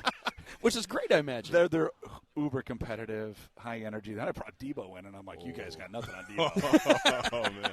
So, but no, it's a really good mixture in the staff. And, you know, like I've said to them all along, guys, like the honeymoon ends in about 40 couple days. Yeah. And the reality sets. And they're highly motivated, especially Joe and James Adams on defense and Waz and Hawk on offense. I mean, like, those guys, especially the two Spartan dogs, are so proud of this program and want to get it back to where it belongs. There's not a whole lot of motivation for me with Hawk and Max. Like, oh, yeah. There's no lacking there. No lacking of what they want to do and how they want to get it done. So, yeah, Coach, you you just said you rated yourself as a 4, and all the other guys were 7, 8s, and 9s. But I mean, you're being kind of bashful. And I don't think so. I don't think so. Pie. I think any leader that looks at themselves somewhere else, I think they lack humility, and I think they lack the courage to surround themselves with great people. And I'm telling you right now, I'm a really good coach when I've got really good players and a really good staff. Absolutely. Well, we can brag for you. You have 110 wins in your career. You're the 14th winningest coach in Big Ten football history. We can handle that part for you, Pat. Let's talk about the other ones that didn't go that way. Those are the ones that keep me up late at night. And, you know, it's an honor to be at Michigan State. It's an honor to be our head coach. And we're going to get this program back. Now, what does that mean, right? We've got to reestablish the toughness as the backbone of our program, and that's every day. Like, now it's no longer we have to talk about it. Like, we initially, that's all we were talking. I'm going to have to talk about it today, but, like I'm done talking about it. Like, we put on tape. What we look like is who we are, and there'll be some macro-level stuff, obviously, in camp, you know, just talking about who we are, what we want to do, and how we want to look. But the guys understand what toughness means, and it's more mental than physical. Yeah. And they've been doing a terrific job. Yeah, it was a mantra, man, when we were playing. It was win to lose, you leave bruised. And I know you had the experience of playing those Michigan State teams. You don't have to tell me, man. I know. That's that mantra, right? I walk with a limp, right? Like, it's yeah, I mean, you used to walk into Spartan Stadium. It was the toughest place to play in the Big Ten, you know, and we got to get it back there. And it's not an indictment on our fans. It's the other way around. It's an indictment on us playing the style of football our fans expect and deserve. Yeah. And, you know, we were talking last night. We took the guys out to dinner, and Jordan was saying, like, a couple of years ago, Coach, like, you couldn't hear yourself on defense. Like, third down, you couldn't hear. Yeah. And, like, he's like, we got to get back there. I'm like, yeah, I hear you. Yeah. That's the plan. Yeah, no, absolutely. And, you know, it's interesting, too, because you talk about toughness at Michigan State, and that's something in your introductory press conference back in December. You said toughness was built here at Michigan State. I'm curious, in your 8 months here, Pat, in East Lansing, you're a Midwest guy, you're a Big Ten guy. Yeah. What impressions of Michigan State did you have coming in that have been emboldened or enforced, and what's maybe surprised you? I came in very open-minded, okay? Like, you know, when you're at a place for so long, like I was, there's just kind of like you get indoctrinated. This is the way we do it, right? And that's fine. The sabbatical gave me a chance to step back, you know, I don't know if I'd be the same head coach today if I didn't go through what I went through. And so to step back, take a breath, research other people, talk to some really close friends, keep watching how this thing is evolving as far as kind of the business side of it, so to speak. And then come in, you know, here. I wanted to come in open-minded, clean slate, but I've been blown away by everything. First and foremost, the Spartan Nation has been like, you know, my boys. We go to the basketball game and we're going home to the graduate, and my boys were like, "That was awesome," you know. and I'm like, "Yeah, what a great dad I am!" Right? You know, I had nothing to do with it, but like just from that simple thing to when we've been at, you know, we've been at dinner around town, been at hockey games, been just in the community. Been at St. Martha's meetings, so many. Like the list goes on and on of interactions I've had. It's been a common theme: welcome home, welcome home. And so, you know, you again, you can't just say that, you feel it. And so that's been incredible. And then Mandy Chandler and Todd Edwards and our academic support team, unbelievable, absolutely unbelievable. A 3.22 team GPA, highest in program history in the spring semester. Obviously, huge credit goes to the guys, but Mandy is on them now. Yeah. And like, there's no crack. Like, that was the thing we talked about when we took over. No cracks. There's no cracks anywhere, okay? We're building this thing on bedrock. So if it's academic support to nutrition, if it's offense to defense, special teams, the way we sleep, the way we everything, there's no cracks. And, you know, Mandy and Todd have been here for a long like everybody just kind of wrapped their arms around that kind of mindset as a staff. And the guys, I'm like, listen, we are going to be held to a standard that maybe you guys haven't been held to here. We are going to tell you what we expect. We're going to show you how to do it, and we're going to hold you accountable to that. And by the way, that's everybody in the organization. So if a coach doesn't have a good attitude, guess what? I got a size 12.5. Okay, I got no problem. Right. I've got no problem because I, you know, and I'm saying this humbly, but I don't have to do this anymore. Right. You know, and I chose to do this, and I didn't like walk here. I sprinted here, and now to be a part of it for whatever 7 months, you know, I couldn't be more excited to get going in camp if you couldn't tell. Like, this is, and I really like our team. I'm not going to say that today a lot. I'm going to be, you know, Lou Holtz, yeah, you guys on we go, yeah, sure, right. Yeah. But, you know, what we brought into the portal, what we were able to add in high school recruiting, we have a competitive roster, and that's all I'm going to always try to get to. I don't care what their ratings are. We need competition, and if we have it, the guys will get better. If they get better, we'll move up kind of what our bar is of how good we can be. I don't know what that is yet, but they've just been getting better each week. They're getting closer each week. And it starts up front on both sides of the ball, and especially in our O-line. We are a completely different O-line today than we were when I took over in December. Well, and that actually kind of leads us as we only have a minute or two left with you, Pat. Let's stay here all day. I'd rather stay with you. Well, we could. You know what? We have this headset. You got the chair for the day. That works for us, Pat. I also didn't know Lou Holtz's impression was in the toolbox. We're going to have to find a way to dig that back out later on. Yeah, it was a junior day. I was sitting in the front row and I was spitting all over it. He sprayed. I'm a sprayer, too. I got my front four teeth knocked out, so I always temper it. Don't sit in the front row. You're going to wear it. You know, Life of a linebacker in the Big Ten. It is what it is. Well, before we say goodbye, Pat, you talked a little bit about your roster and that you have a competitive roster. Mm-hmm. For the fans, let's talk about the strengths of this team, the areas you're looking to improve on before we kick off against Toledo, and what should fans be excited about? All right, let's start with the last one. I think the fans should be excited that we're going to do everything we can to make them proud to be Spartan fans again. And that's a bold statement, but I think, you know, the way we have to attack that is we've got to play our style of football, which is going to be from the inside out, fundamentally sound. You know, we don't believe in scheme. We believe in fundamental technique and toughness. And so everything we do is all geared to that in our preparation. So, you know, if fans like sending like these cool plays from the internet, they're probably going to go in the trash because we're going to run duo and we're going to run outside zone and we're going to play like we're going to do what we're going to do, but it's how we do it, right? And that's what we're instilling in the guys. You know, I think offensively, you know, listen, we're Les's QB1, and we're going to ride with that young tough man, and he's got great leadership skills, and we're going to do everything we can early in the year to get him going, confident, believing in himself, which he already does, but I think it's more when now you're the guy and starting the year. I really like the depth in our running back room, big time. I mean, Cam Edwards is a dude. Yeah. You know, but now it's a longer list than that. I mean, we've got he's not going to have to carry the ball 40 times a game. Right. Up front, I think we're a completely different outfit. Completely different. And Nick Sharp came up with kind of a mantra for those guys.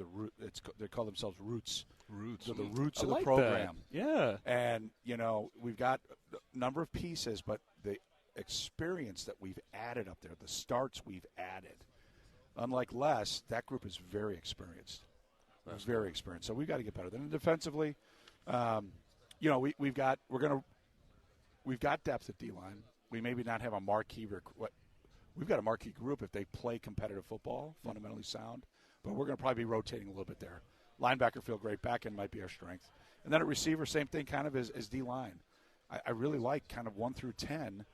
Now who's going to step up in camp and then who's going to start making plays will determine whether or not who plays the most reps. So you're going to see probably a little bit more rotating maybe than you guys have seen in the past. Okay. Well, there's a lot of reason to be excited. September 4th against Toledo. It all gets going. Pat Fitzgerald, this was great. Welcome home, as all the fans have been telling you for months. Welcome to the Big Ten Media Days, and excited to get going. Thank you. Sounds good, guys. Go green. Go White. Go White. See you guys. Thanks, guys.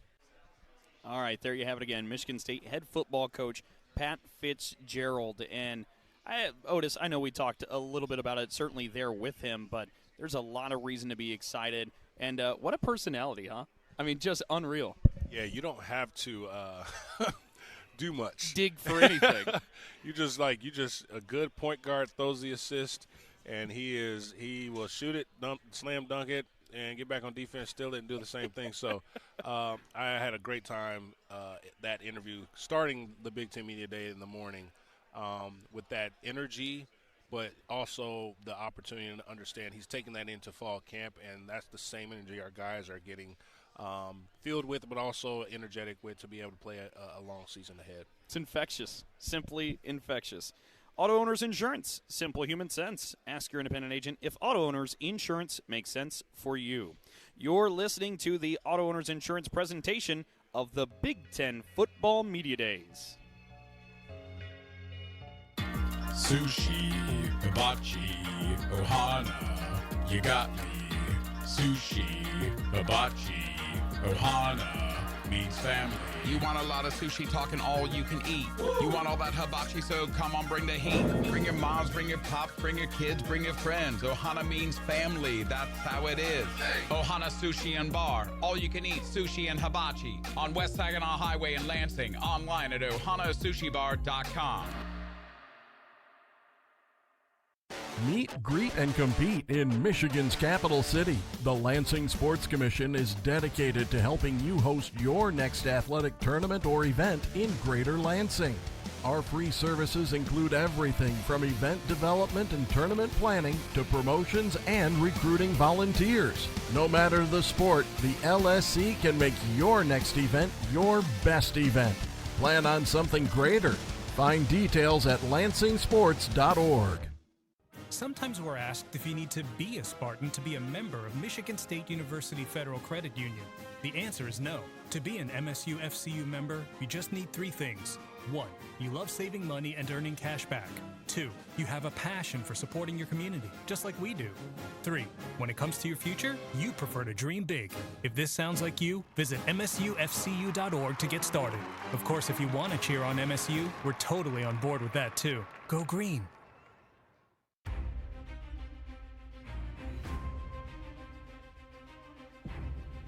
This is the 2026 Big Ten Football Media Days, presented by Auto Owners Insurance. You're from the Hilton Chicago, downtown in the Windy City. I'm Dalton Shetler alongside my partner, Otis Wiley. And the next thing we want to do is actually really special. Shortly after we finish up that conversation with Pat Fitzgerald that you heard just a couple of moments ago, we had the opportunity to catch up with, simply put, a legend around the parts on the banks. Mark Dantonio, former Michigan State head football coach, joined us to talk about the new era with Pat Fitzgerald leading things in East Lansing, and let's go back to that conversation. We're now being joined by Michigan State head football coaching legend Mark Dantonio, who, of course, really elevated this program to all sorts of new heights starting in 2007 and wrapping up his coaching career in 2019. But Mark Dantonio, we are honored to have you back with us. Thank you so much for taking the time. Well, thanks for having me on. It's great to be on with number 21, Otis Wiley. So oh, man, I appreciate that, Coach. Oh, man. Well, you know what? When I texted you yesterday, can you jump on and let's get a little interview going? You responded quicker than usual, and I was like, oh, let's go, Coach. I appreciate you, man. Yeah, let's go. Let's go. And I actually had Blake Treadwell and Dan France was visiting me yesterday. Oh, yeah? So okay. Some football, so yeah, a little bit. Blake's the head coach yeah. now, and Dan France is coaching in high school, so it was great to see those guys. Oh, man. Are they implementing some of the X's and O's and philosophy you've embedded into us? Yeah, a little bit. A little bit. Gotcha. Yeah, Coach, we're here at Big Ten Media Day, and, we just wrapped up a good conversation with Coach Fitzgerald. And, you both started your careers, obviously, as head coaches at the same year. obviously that was my junior year. And so, can you walk us through how you obviously have to come from a previous program and then coming to reestablish and reinventing a new program? Like, walk us through what is in Coach Fitz's mind, or how you went through it when you took over the Michigan State's program.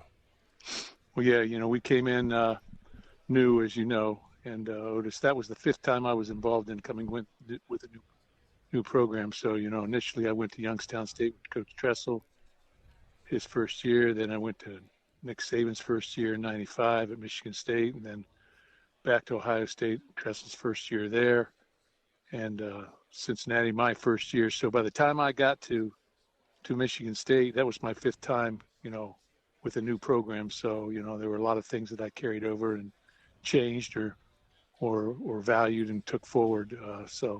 But I think Coach Fitzgerald's doing an outstanding job. He is a very experienced head coach, very experienced leader, and he'll do great things there. Well, and Mark, I do want to ask you about that with Pat Fitzgerald coming here. This is somebody that you had to go toe-to-toe with for a long time coaching football in the Big Ten Conference. What always impressed you the most when you were across the sideline from Pat Fitzgerald about his leadership and the way he did things? Yeah, he had great schemes, very schematically sound, very good coaches. They did not beat themselves. They played with the chip on their shoulder, and they were always, it were tight games every time we played them. And, there were a couple double overtime games that I think we lost them. And, but he's going to have his guys ready to play, and they're not going to make mistakes. And they're going to play, 100% full bore. And I just think he's a great fit for Michigan State, and he'll bring back the toughness aspect. Not that it was lacking, from the past couple of staffs, but I just think that he's sort of primed, and he sat out for a couple of years. So, that enthusiasm and that want to is going to be there. It's not going to be stale. Yeah. Coach, people don't realize there is a difference between a defensive-minded head coach versus an offensive-minded head coach. I guess that's just from a player's perspective, but also you being a defensive-minded coach, what are those tendencies and those philosophies that you see different from, this previous staff that was at Michigan State and coming into with Coach Fitz and him being a defensive guru mindset guy like yourself? Well, first of all, I'm not going to sit there and knock down the other program that was there, because I think Coach Smith had things moving in the right direction a little bit, inching along. But from that point of view that you talked about, a defensive coach could be concerned a little bit more about playing it, take turnovers, stopping the run, pressuring the quarterback, very heavily in the special teams. I know Coach Fitzgerald is that as well. And from an offensive side, don't beat yourself, be opportunistic, and don't beat yourself, don't get ahead of yourself and put the defense in bad situations. Absolutely. Deepest of the deepest, right? Deeper than the deepest. Yeah, absolutely. Well, Mark, as you come up to East Lansing and you hang out with the football facilities and get to know this staff and the new players and this program, what excites you the most about the energy that Pat Fitzgerald has and that this group has? Well, I think, from the assistants I've met, and I've only been up there a couple of times, I'm not going to jump in bounds, I'm going to stay out of bounds. But, what I've seen is, they get along great with their players. They got respect to their players. They push them. They're great people to be around. I knew Nick Sheridan when he was a young person, when his dad was coaching with me when Coach Saban was there. So I know that family. And Coach Rossi, I think, has displayed big-time ability as a defensive coordinator and a sense of excitement. He brings a sense of excitement there. And, just everybody I've met, is passionate about Michigan State and passionate about moving forward. And I think that's what you got. You need to be passionate. You got to have relationships with your players.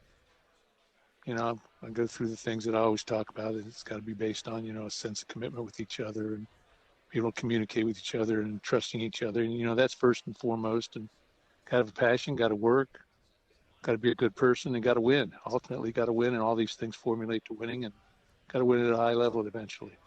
Absolutely. Well, I know I look back on that first year, and you having the first team meeting, and the big old. Were you scared, Otis? Were you scared? You know, Coach. You know, you got that sense of put the fear of God in a lot of people, man. Like that stern look. It's a foundational look, but you were hitting the podium with that big ring from Ohio State, and I think that was. I don't know if it was point intended, but like everyone was hearing that click, and as you were talking, like, guys, you are the foundation. You are our guys. Because I think when you take over a new program, people are realizing, like, man, I've done a lot of work with this previous staff, and then am I the mode or the make of this new staff and where they're looking for? And so you were reestablishing that. I still remember, the call of action, like, guys, we got to get this thing back to where it needs to be. Talk about how this staff and these players, being receptive to Coach Fitz, but also understanding, like, this hasn't been Spartan football in the past where we need to be going bowl game and the precedent. You set that, right? So talk about how to turn this tide. What is it going to take? Well, again, first of all, my grandson always says, first of all, we came there and my goal was to not lose one player in the transition. Yeah. And we didn't. Every single player that was on that football team the year previous made it to the season, so we had a full core of people that were motivated and going to try and do better, and they had a sense of who Michigan State was. Nowadays, I think Michigan State's got 55 new players. Ohio State, the guy's been there, Coach Day's been there, they have 51 new players.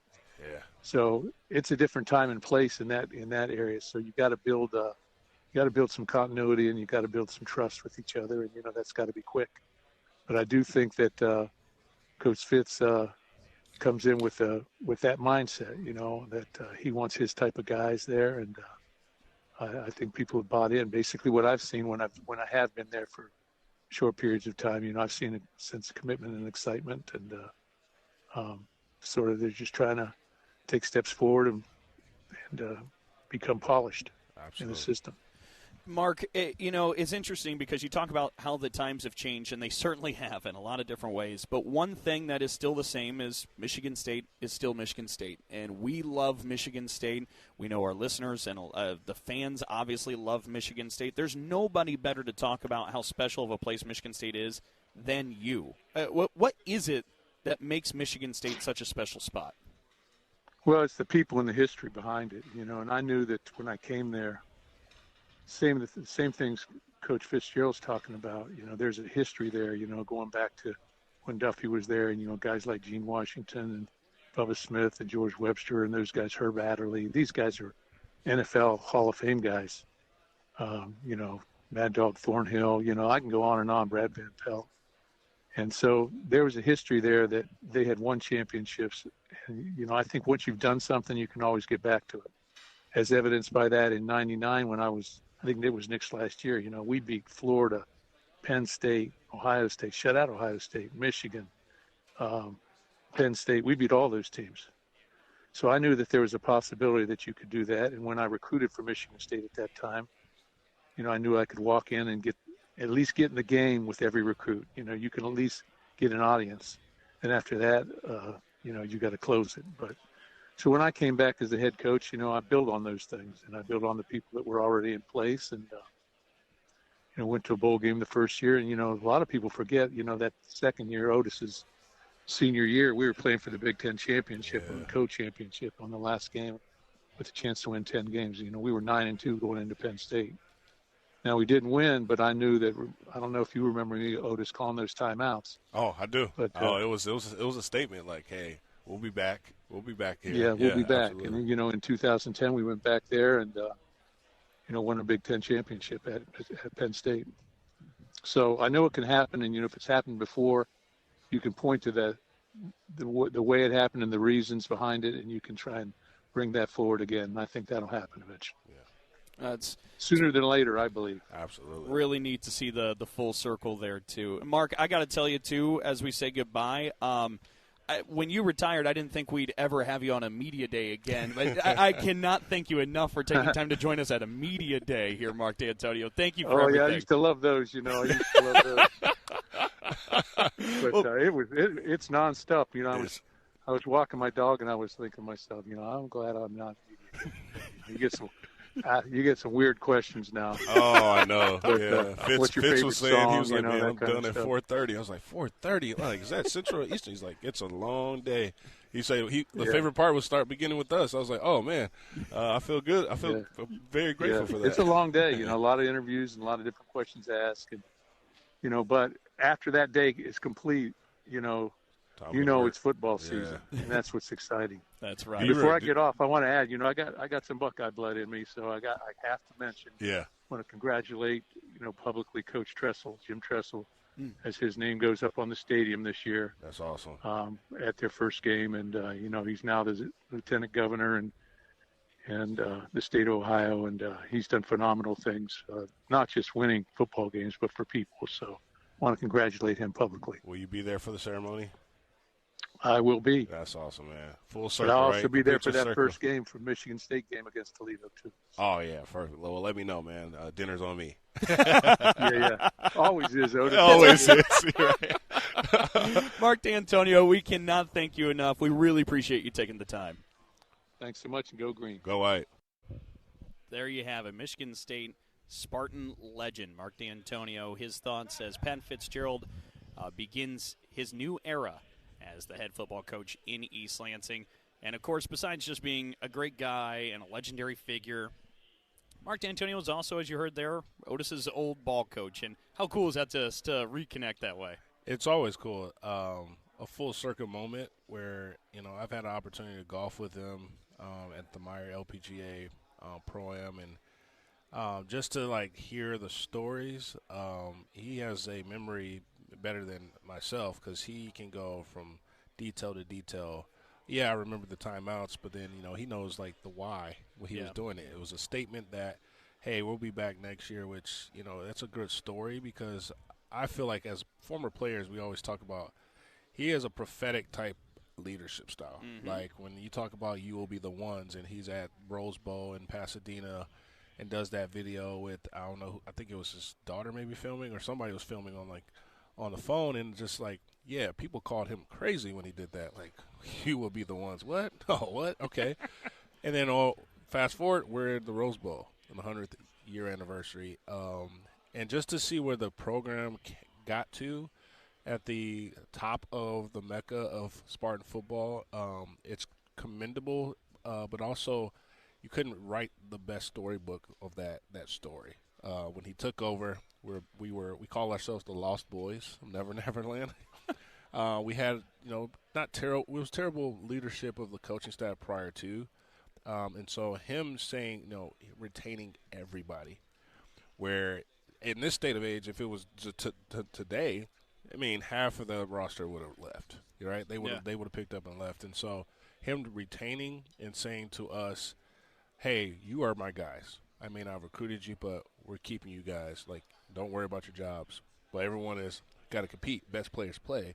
Yeah, we're going to challenge you, but we almost that 10-win season, man. We almost became a 10-win season in 2008, and that was a quick turnaround. That was 2-season turnaround to be back to the promised land of bowl game.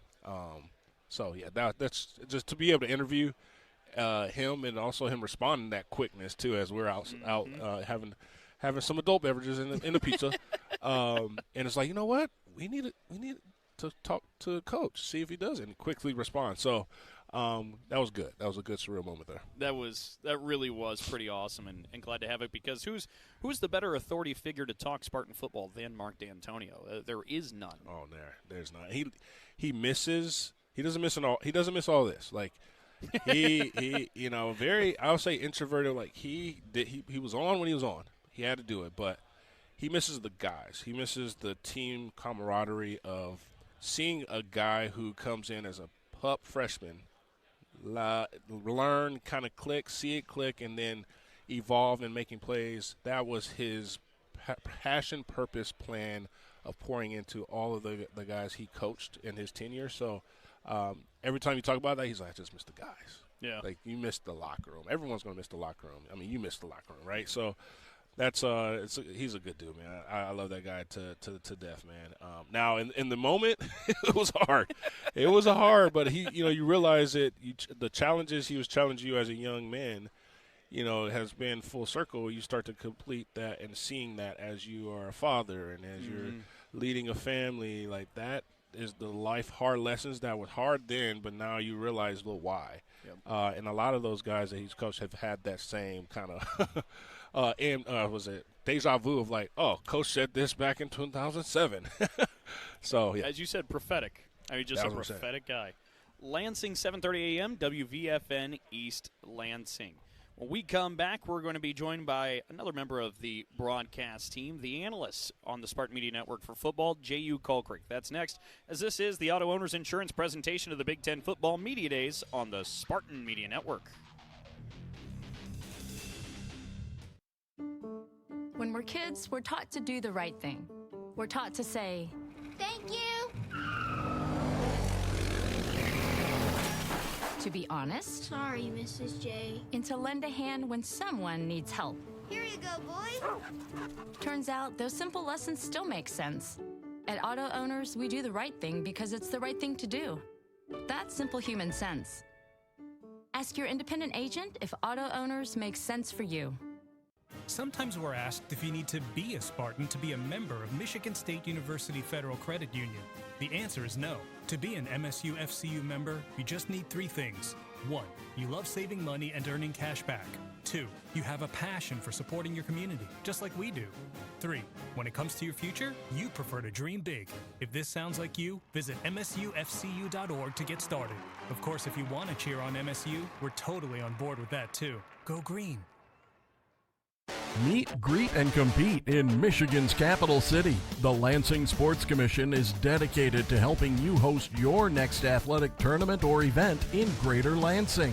Our free services include everything from event development and tournament planning to promotions and recruiting volunteers. No matter the sport, the LSC can make your next event your best event. Plan on something greater. Find details at lansingsports.org.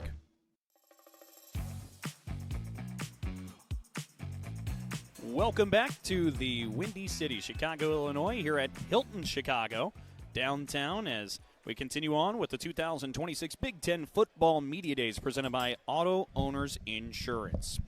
I'm Dalton Shetler alongside Otis Wiley. A reminder that you can follow Spartan Media Network now wherever you get your podcasts. A great way to listen to all the MSU coaches shows and other Spartans programming when you want to. That's, again, Spartan Media Network, wherever you get your podcasts. All right, we're going to be joined by another big-time member of the broadcast team, that being Jehuu Caulcrick, the analyst for Michigan State football on the Spartan Media Network.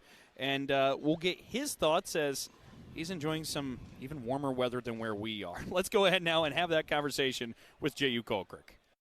And we're now being joined by another member of the broadcast team for Michigan State football, the analyst Jehuu Caulcrick.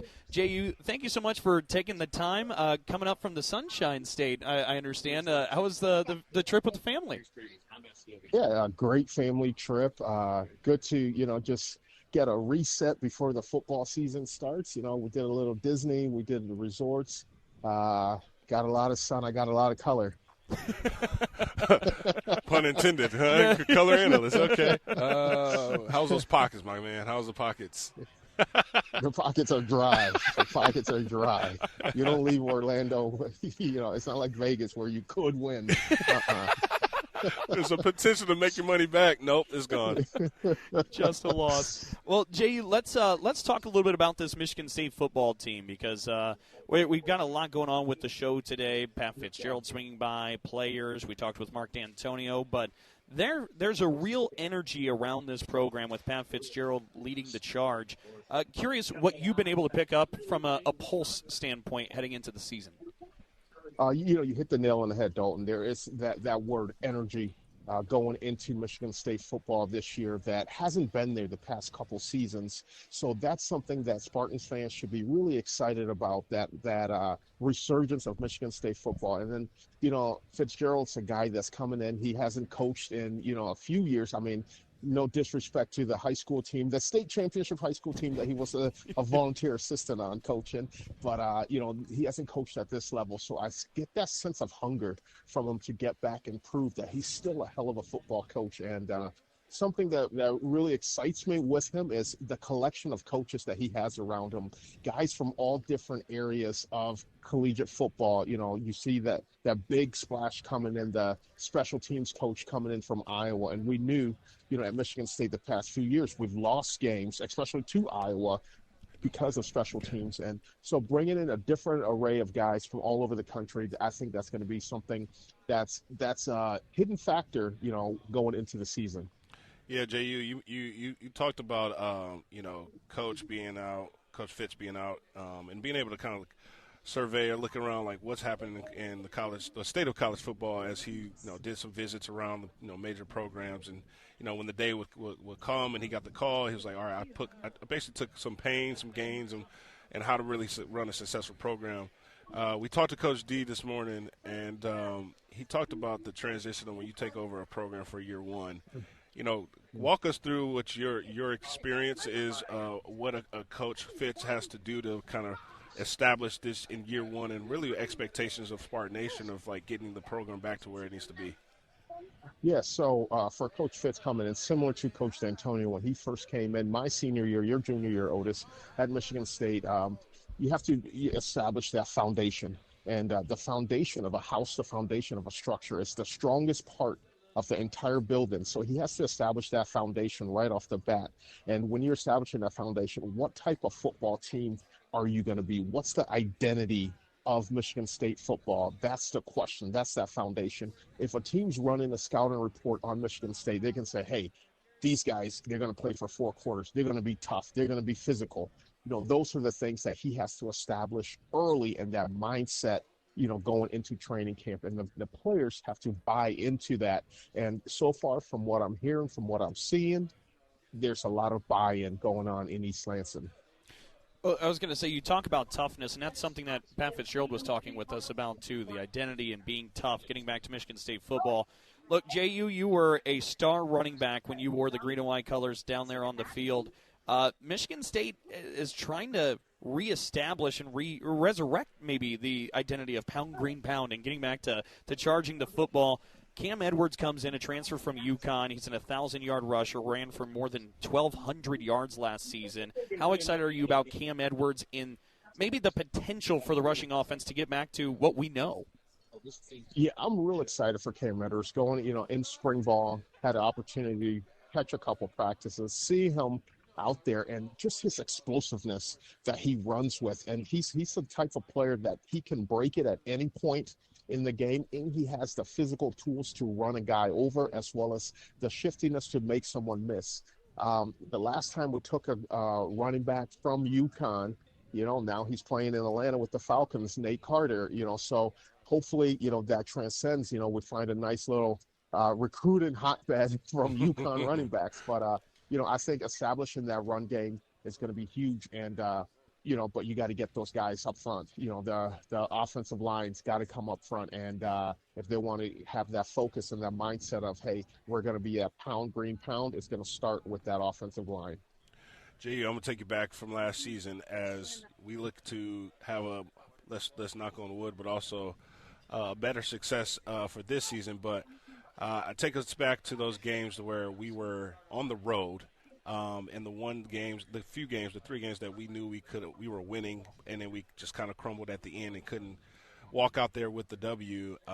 Specifically Iowa and Minnesota, right? Like, walk us through like what you saw then and what we need to see now in order to make sure, like, coaching, leadership, or even just to play the scheme to win those games that we were leading into the fourth quarter. Yeah, the big things about those is, you look at the Minnesota game from last year, you're leading the game by a couple touchdowns at certain points in the game on the road against a very good Minnesota team who all season long found ways to win football games. And all season long, there was the opposite for Michigan State. They found ways to lose football games.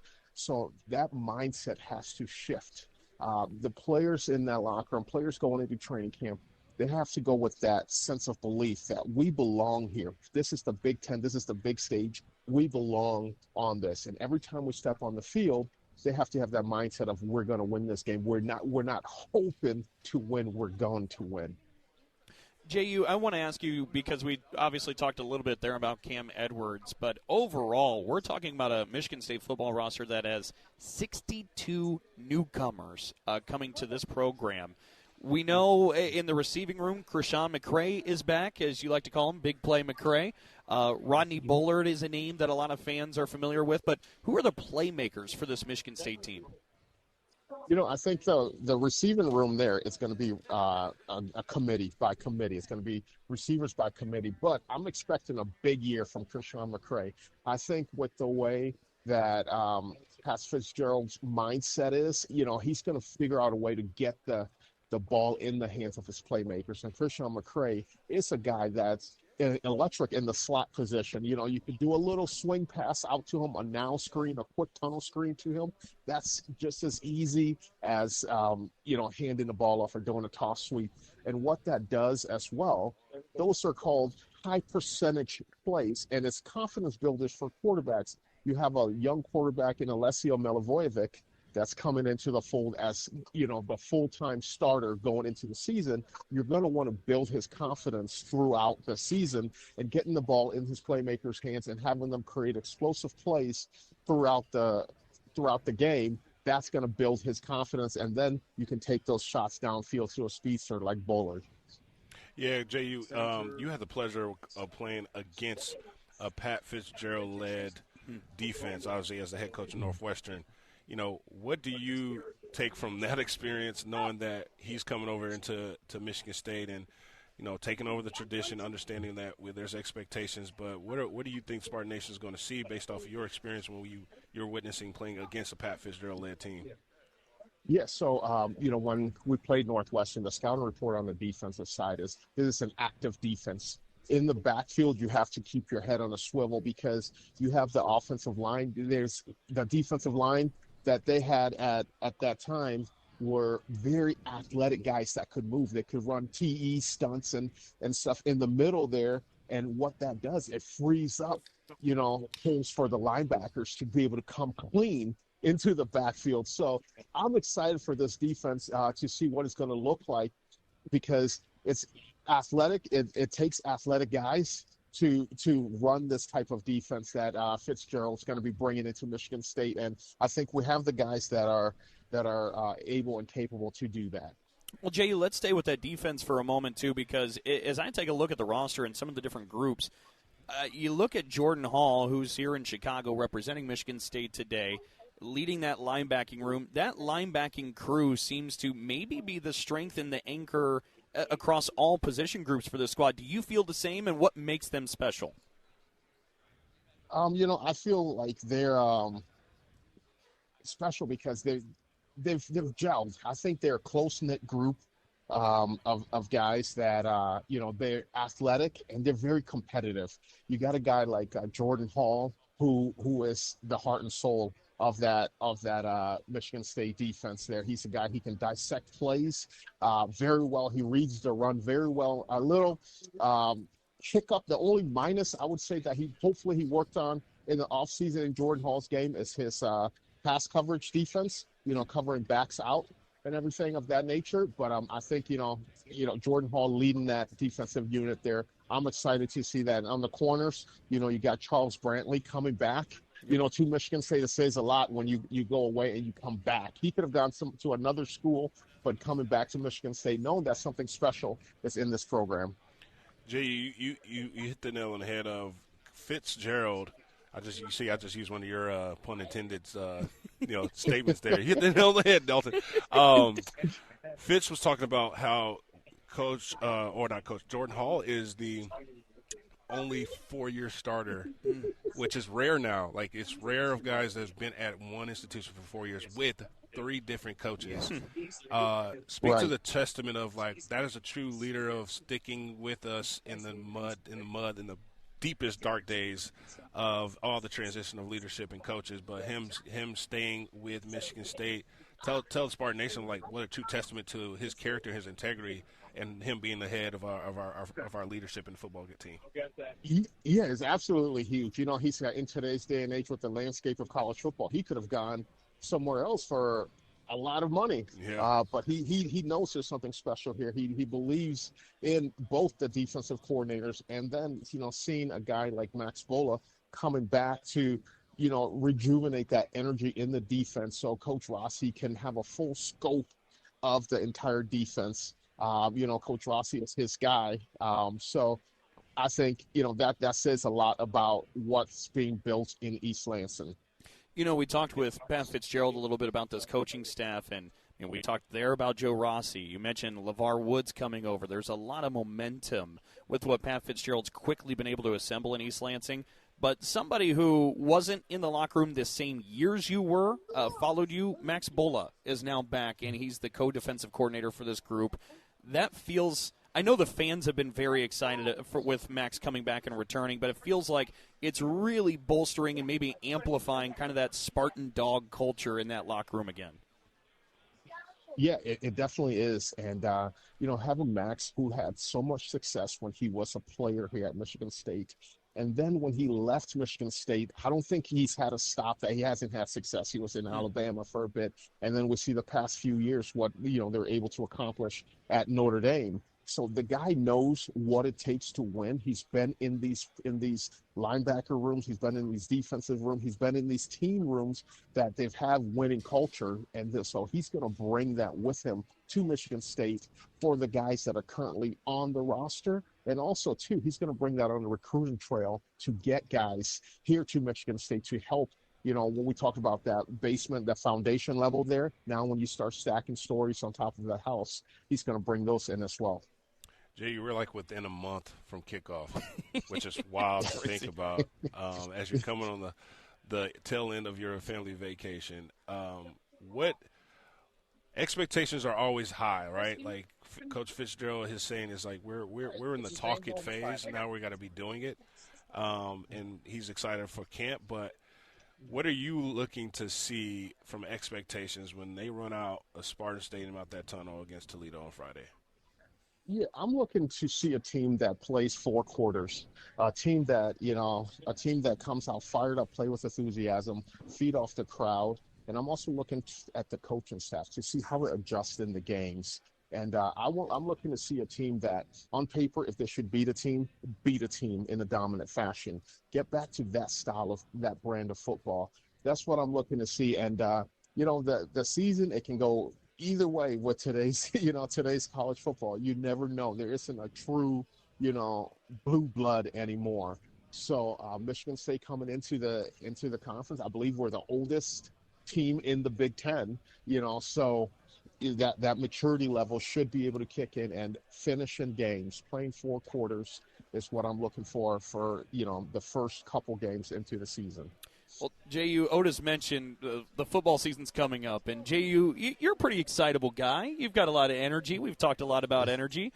As we near the season, what is it about this upcoming year that has you the most excited? What should fans be kind of riding in and looking forward to as well? You know, it's just a lot of changes in East Lansing. You know, I think the fans should be excited about that. You know, Fitzgerald coming in, a new coach. Who's really hungry to prove that he's still got it. A guy that wants to be in East Lansing. Talking to him, you know, he talks about how he loves being in East Lansing and all that it has to offer. So, you know, I think that brand of football coming back to Michigan State, you see guys coming back. Coach Dantonio is there a lot often. Coach Manning's in the building a lot more often. Former players are coming back and being embraced throughout the building. So I think there's a special buzz going on around Spartan football that I wish a lot more of the fans could see and, you know, have the opportunity to be a part of. But I think once the season starts, they're going to see those things. And I think this team is going to surprise a lot of people. Oh, that certainly has us fired up. We're ready to go. Absolutely, man. Look, I'm going to let you know right now, it's the tough shoes to fill, man, when you got to replace Jehuu Caulcrick at Big Ten Media Day. When you get back, man, this is come back to the chair, my guy. Just keep it warm for me. Hey, I'm sporting the green jacket, man. You'll be proud of me. I got a suit jacket on, which is it's hard for me to put that thing on there. But I know I know. Wait, I don't know what you did. You got Otis in a blazer. We look great on Radio Row. Absolutely. Yeah, absolutely. Well, Jehuu, glad you had a good time. Thank you so much for the time, and can't wait for the new season, my friend. All right, look forward to being back in the booth this season with you, pregame, postgame, and for Spartan Nation to catch the buzz. Go green. Go white. Always a blast there with Jehuu Caulcrick. Before we take a break here, Otis, I do want to ask you something. You asked Jehuu, you said, you went against Pat Fitzgerald coach defenses. What were they like? You went against Pat Fitzgerald coach offenses. What do you remember of those days? I remember needing water breaks immediately. I wish it was like the World Cup where the hydration hour or power hour. I know we would be coached and trained. Narduzzi would state like the no huddle offense was. It was get ready. Like there's no room for injury, hobble off. Like they're snapping the ball quick, and it was. They knew what they were. They knew their identity, and they knew who they were. They weren't going to play outside of their identity, and it was like fast, no huddle offense. Like you cannot breathe, and fans will boo. If you like someone's cramping or if they think you're faking, but like, no, man, like it was legit. So I hope and wish to see Nick Sheridan, but also Pat Fitzgerald. We need to go. Up tempo, and you can do your checks and balances, but we got to catch the defense on their heels, and that's how they get those big plays where defenses doesn't know they're not communicating correctly. Well, there's a gap, there goes a big touchdown pass. So I'm looking forward to that. Yeah, no, I think that's a really good point. I think we all should look forward to that. Yeah. When we come back, we're going to hear what Pat Fitzgerald had to say to the media. This is the Auto Owners Insurance presentation of the Big Ten Football Media Days on the Spartan Media Network. Auto Owners makes insurance easy. After that storm knocked my sign down, my agent Ben personally helped me through the process. Wow, that's some service. Yeah, he lives right around the corner. He's been my go-to since the salon opened. Sounds like a keeper. Morning, Lindsay. Hey, Ben. Just checking in to see if the payment for the sign came through. Wait, just checking in? Who does that? That's simple human sense. Local personalized service makes sense to us. Ask your independent agent if auto owners make sense for you. Sometimes we're asked if you need to be a Spartan to be a member of Michigan State University Federal Credit Union. The answer is no. To be an MSU FCU member, you just need 3 things. 1, you love saving money and earning cash back. 2, you have a passion for supporting your community, just like we do. 3, when it comes to your future, you prefer to dream big. If this sounds like you, visit msufcu.org to get started. Of course, if you want to cheer on MSU, we're totally on board with that too. Go green. Meet, greet, and compete in Michigan's capital city. The Lansing Sports Commission is dedicated to helping you host your next athletic tournament or event in Greater Lansing. Our free services include everything from event development and tournament planning to promotions and recruiting volunteers. No matter the sport, the LSC can make your next event your best event. Plan on something greater. Find details at lansingsports.org.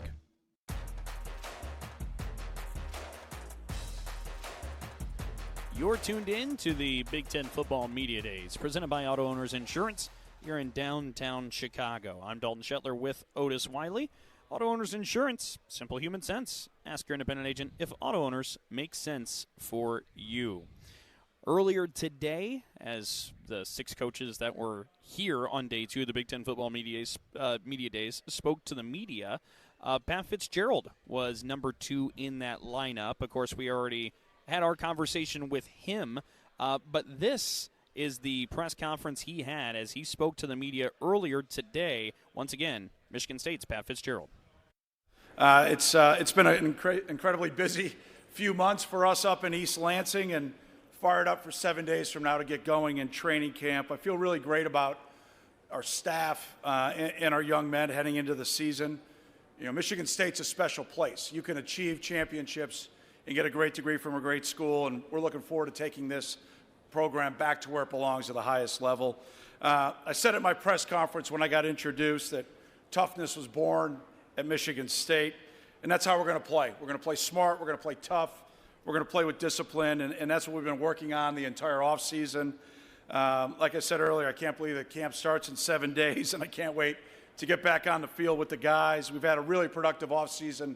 Joel Welsh and our strength staff have been absolutely outstanding, and our guys have been working incredibly hard. The next phase obviously starts, and the fourth phase is probably the most important as we get into training camp.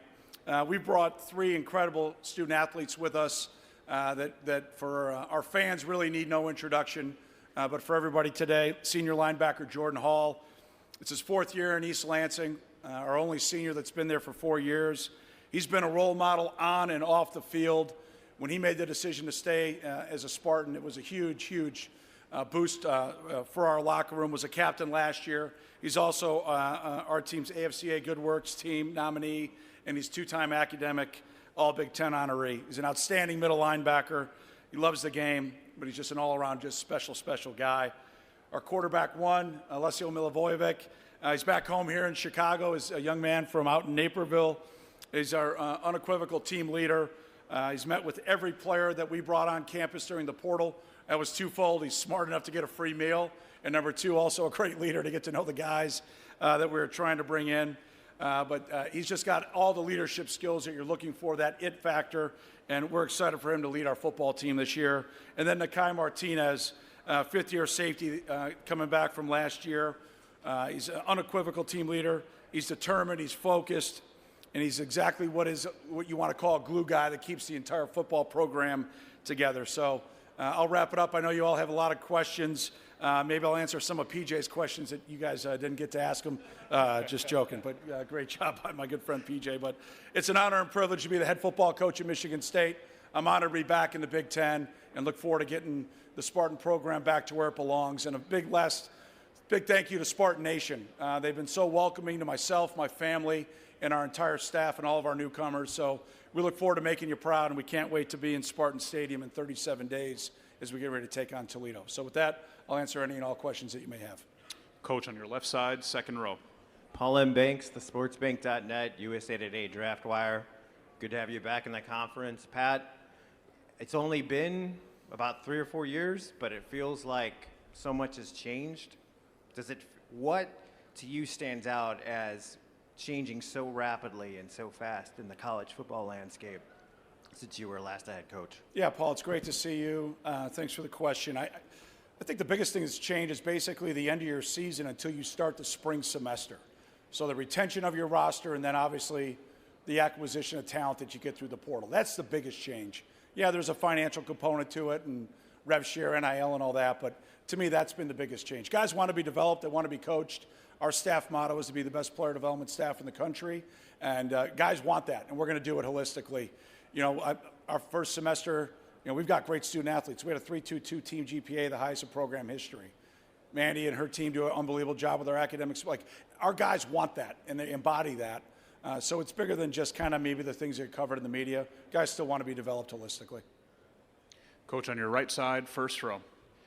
Hey, Coach. Jonah Wilson, Spartans Illustrated. Obviously, this isn't your first Big Ten Media Day, but first Big Ten Media Day at Michigan State. Just curious about what your emotions are like right now, being back in this environment, leading a program again after a few years off, but also in a place, in a town where you spend a lot of time. Yeah, Jonah, it's nice to hear from you. Thanks for the question. It's great to be selfishly home. We got a chance to see my wife yesterday. That was kind of cool. I haven't seen her in like a month. We get to move into our new home when I go back on Thursday, so I'm excited about that. My emotions are irrelevant. You know, I've been entrusted with the leadership position of one of the most successful and historical football programs in the country, and it's a great honor. And I just love our alignment. You know, to have Kevin Guskowitz back as our president, I just can't wait to lock arms with him as we move forward. I got a great text from him last night, and to have him to be a Spartan for a long time, I couldn't be more excited. But my emotions are I'm just excited to be in the leadership role again, but what about and me is irrelevant. It's all about our guys and developing our program. Coach, on your left side here, third row. Owen McCarthy, Impact 89 FM.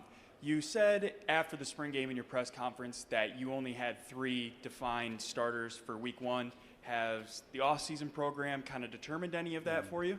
You know, Owen, we've kind of walked through a journey of the third quarter of our preparation for this year, obviously in the summer.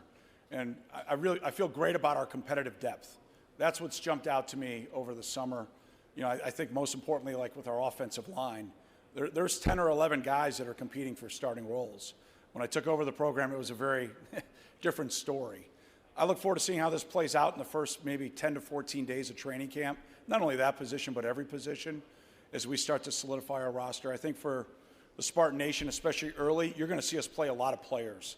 It may be one thing that's maybe not being talked about, maybe as much as I thought it would be, is the 5-year rule.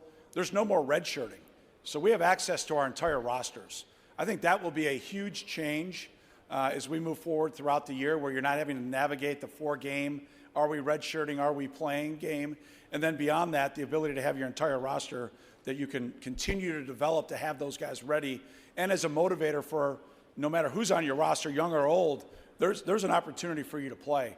I hope we reconsider the 74 restriction of players on road trips in the Big Ten. I'd like that to be case by case, team by team, or at least at a minimum maybe move up to 80. So now that we can have really a true travel roster where we can have enough depth to make sure when we're as a road team, the playing field's leveled a little bit. But outside of that, I'm excited to have access to our whole roster. Yeah, thank you. On your right side, Coach, third row. Hey, Pat, Jim Comparoni, SpartanMag.com. Good to see you again. Yeah, you too, Jim. All right. In 2026, I'm just wondering, what would success and progress look like, and how will you be measuring that going into the season? You know, I think you're going to have 18 head football coaches, Jim, walk up here and have an expectation to win the Big Ten championship.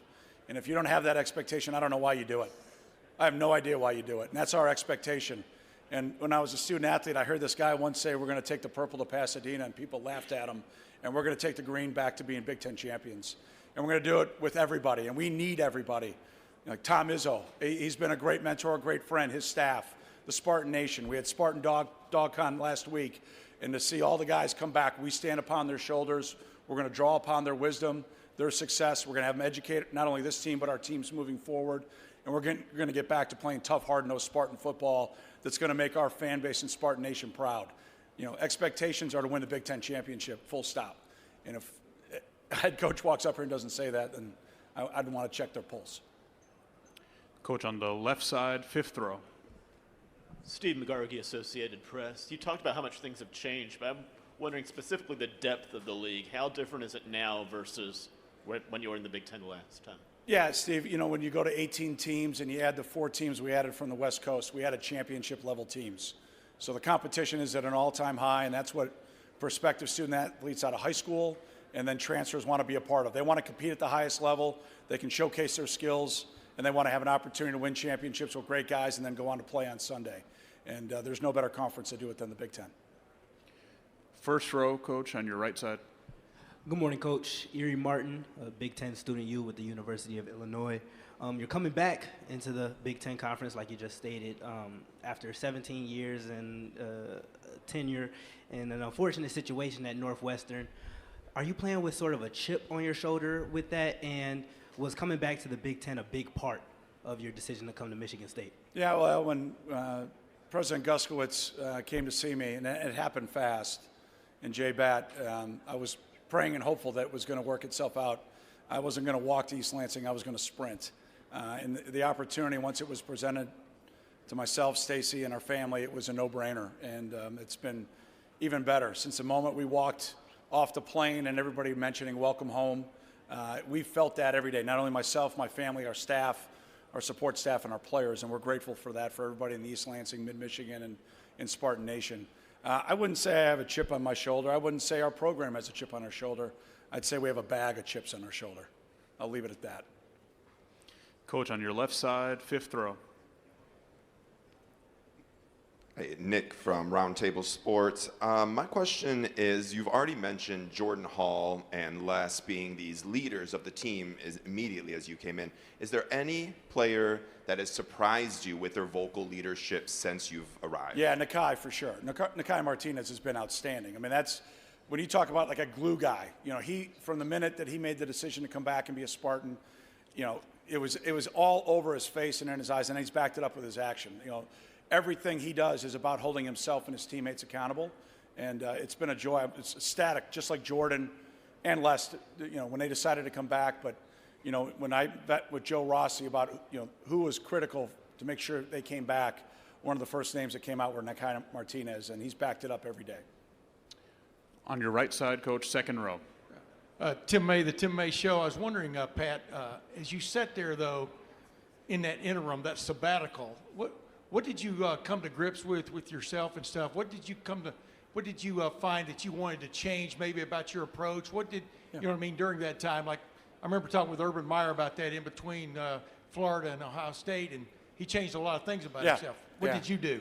Yeah, Tim, I was a volunteer dad at Loyola Academy High School running the scout offense. So I was making sure we ran good routes for our defense. I mean, I wasn't just playing golf and hanging out at a beach sipping something strong. I was staying a part of it, staying around it. A lot of my friends in the profession allowed me to go in. And one, I want a special thanks to the Dean of the Big Ten, Kirk Ferentz, was incredibly gracious to me. Allowed me, obviously, my son Ryan, who plays for the Hawkeyes, to be able to be there, a part of it. There's many other coaches that I just researched what they do, how they do it, and just kind of turn the dials a little bit. And then get up to speed on how I wanted to build our roster. Brian Gasser is our great GM. Gass and I, just how we wanted to build not only this roster, but then our plan as we move forward. And then make sure I went to an institution that was hungry to win in football and that football mattered. And there's, obviously our basketball program, what Adam does with our hockey program, the list goes on of top-level Big Ten national championship caliber programs. I wanted to be at a place where football needed to get back to that. And that's what we're trying to, really ingest into the community, into the program, that we're going to get this thing back, and we felt it in return from the Spartan Nation. Coach, on your left side here, first row. Coach Lynn Harrington with Stay Alive Part 5. How you doing today? I'm doing great. Good to see you. Good to see you. Welcome back to the Big Ten. Thanks. So I wanted to talk to you about LeVar Woods, who you hired from Iowa as your special teams coordinator and assistant head coach. Can you talk about the impact that he has made since you made the hire? Yeah, LeVar has been outstanding. The special teams that he's produced over a long time at Iowa speaks for itself. Top in the Big Ten, you could argue top in the nation. You guys get to do it as reporters. I tailgated last year in Iowa City. I get it now. It's pretty cool. This tailgating thing is awesome. So got to know Coach Woods and his great family because our sons are freshmen together at Iowa, now sophomores. And just obviously was a fan of him from far. And then to watch the way that he's gone about building our special teams units, it's as advertised. He's going to be a head coach. And that was part of the things that I talked to him about bringing him to East Lansing is I'd like to help you take that next step. Here's the plan. He's my right-hand man right now, and, when it comes to the coaching staff. And I believe we've got three great coordinators with Joe Rossi, and Nick Sheridan. They're going to help us develop our team not only this year but into the future. Coach Fitzgerald, thank you so much for your time. Thanks. Great to be back. Go Green. There you go. Michigan State head football coach Pat Fitzgerald and what he had to say to the media earlier with his first press conference at the Big Ten Media Days as a Spartan. Look, he's kind of a veteran at this, right? Not his first time to the rodeo, but first time in the green and white, and everything popped off pretty well for Pat. Yeah, of course, I feel like all the same questions are the same. Yeah. But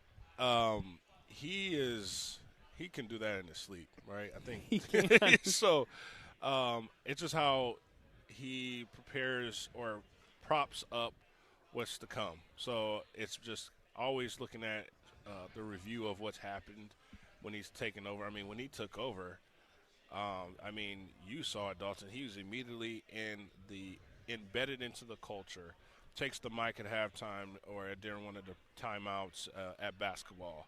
Rah, handing out pizzas in the student section and just engaging to where he has this mantra. You have to get out in the community and win the hearts and minds back from Spartan Nation, and he has done that. And in order to do that, he also has to go build a staff and retain the players in the midst of 2 to 3 weeks. So he talks about it was a speed dating process of I had guys I knew were going out, but I also had guys on campus. It was just like coming in and out with families and say, hey, I got 5 spots. You want this one? All right, cool. If not, next one. So I think this is a different landscape, but how he's managed it with the grace, but also passionate, patient, aggressive, It's going to see tremendous gains. I feel like we'll reap the benefits when we start for first Friday of football. It's going to be a lot of fun. Certainly everybody is really fired up for this upcoming season. You're listening to the Auto Owners Insurance presentation of the Big Ten Football Media Days. Meet, greet, and compete in Michigan's capital city. The Lansing Sports Commission is dedicated to helping you host your next athletic tournament or event in Greater Lansing. Our free services include everything from event development and tournament planning to promotions and recruiting volunteers. No matter the sport, the LSC can make your next event your best event. Plan on something greater. Find details at lansingsports.org. When we're kids, we're taught to do the right thing. We're taught to say, "Thank you." To be honest. Sorry, Mrs. J. And to lend a hand when someone needs help. Here you go, boy. Turns out those simple lessons still make sense. At Auto Owners, we do the right thing because it's the right thing to do. That's simple human sense. Ask your independent agent if Auto Owners makes sense for you. Sometimes we're asked if you need to be a Spartan to be a member of Michigan State University Federal Credit Union. The answer is no. To be an MSU FCU member, you just need 3 things. 1, you love saving money and earning cash back. 2, you have a passion for supporting your community, just like we do. 3, when it comes to your future, you prefer to dream big. If this sounds like you, visit msufcu.org to get started. Of course, if you want to cheer on MSU, we're totally on board with that too. Go green.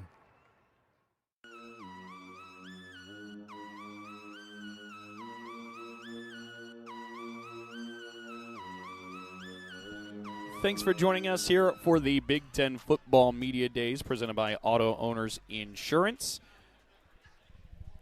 We are starting to wind down here on day 2 from Chicago, Illinois. As I'm Dalton Shetler with Otis Wiley. As we said, we're winding things down.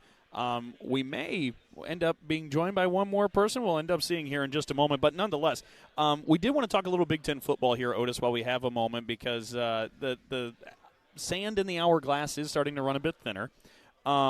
Let's go ahead and take a look at the kind of informal preseason poll put on by Cleveland.com. This is voted on by the media for the Big Ten Conference. They see Ohio State, the media does, being the favorite. Oregon coming in at number 2, Indiana at 3, USC 4, Michigan 5, Penn State comes in at 6th, Washington 7th, Iowa 8th, Illinois 9th. Take a deep breath, we are halfway. 10th, Minnesota, followed by Nebraska, Wisconsin, UCLA, Northwestern, Maryland, Michigan State, the media put at 16, and then Rutgers in Purdue rounded out at 17 and 18. But it's one of the beautiful things about a story, Otis, is you get the preseason narrative, and then whenever you have the success, you get to look back and say, that was not quite right. So back in my heyday, Dalton, we will use this as bulletin-ready motivational pieces. Print that out. You stick that everywhere in everybody's locker.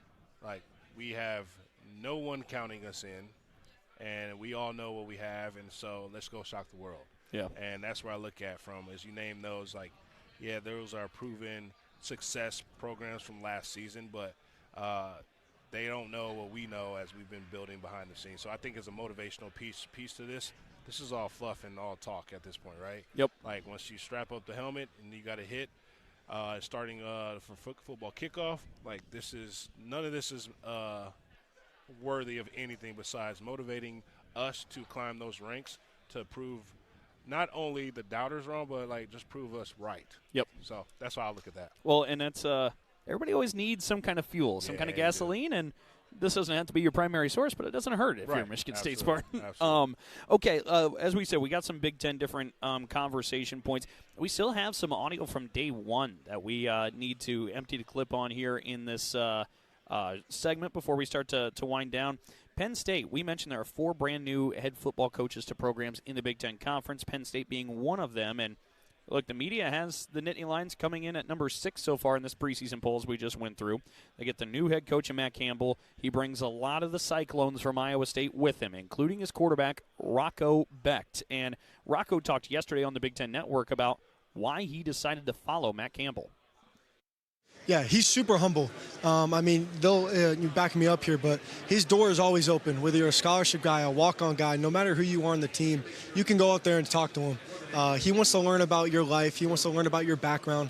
He doesn't just care about you as a player and what you've done on the field. He cares about who you are as a person and what you've gone through in life. And I think that's what makes him so unique and so special to us is that's a guy that we want to play for, somebody that knows where we came from, knows about us. I was on a podcast earlier, and I was telling him we could probably all line up in a line, and he could go through every single buddy on the team and tell us something about our life and what we've done off the field. And you don't really see that nowadays.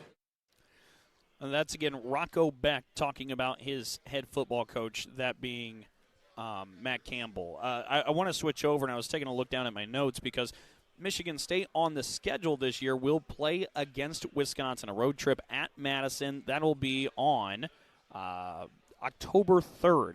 And for Wisconsin, Luke Fickell's heading into year number 4 now there in Madison.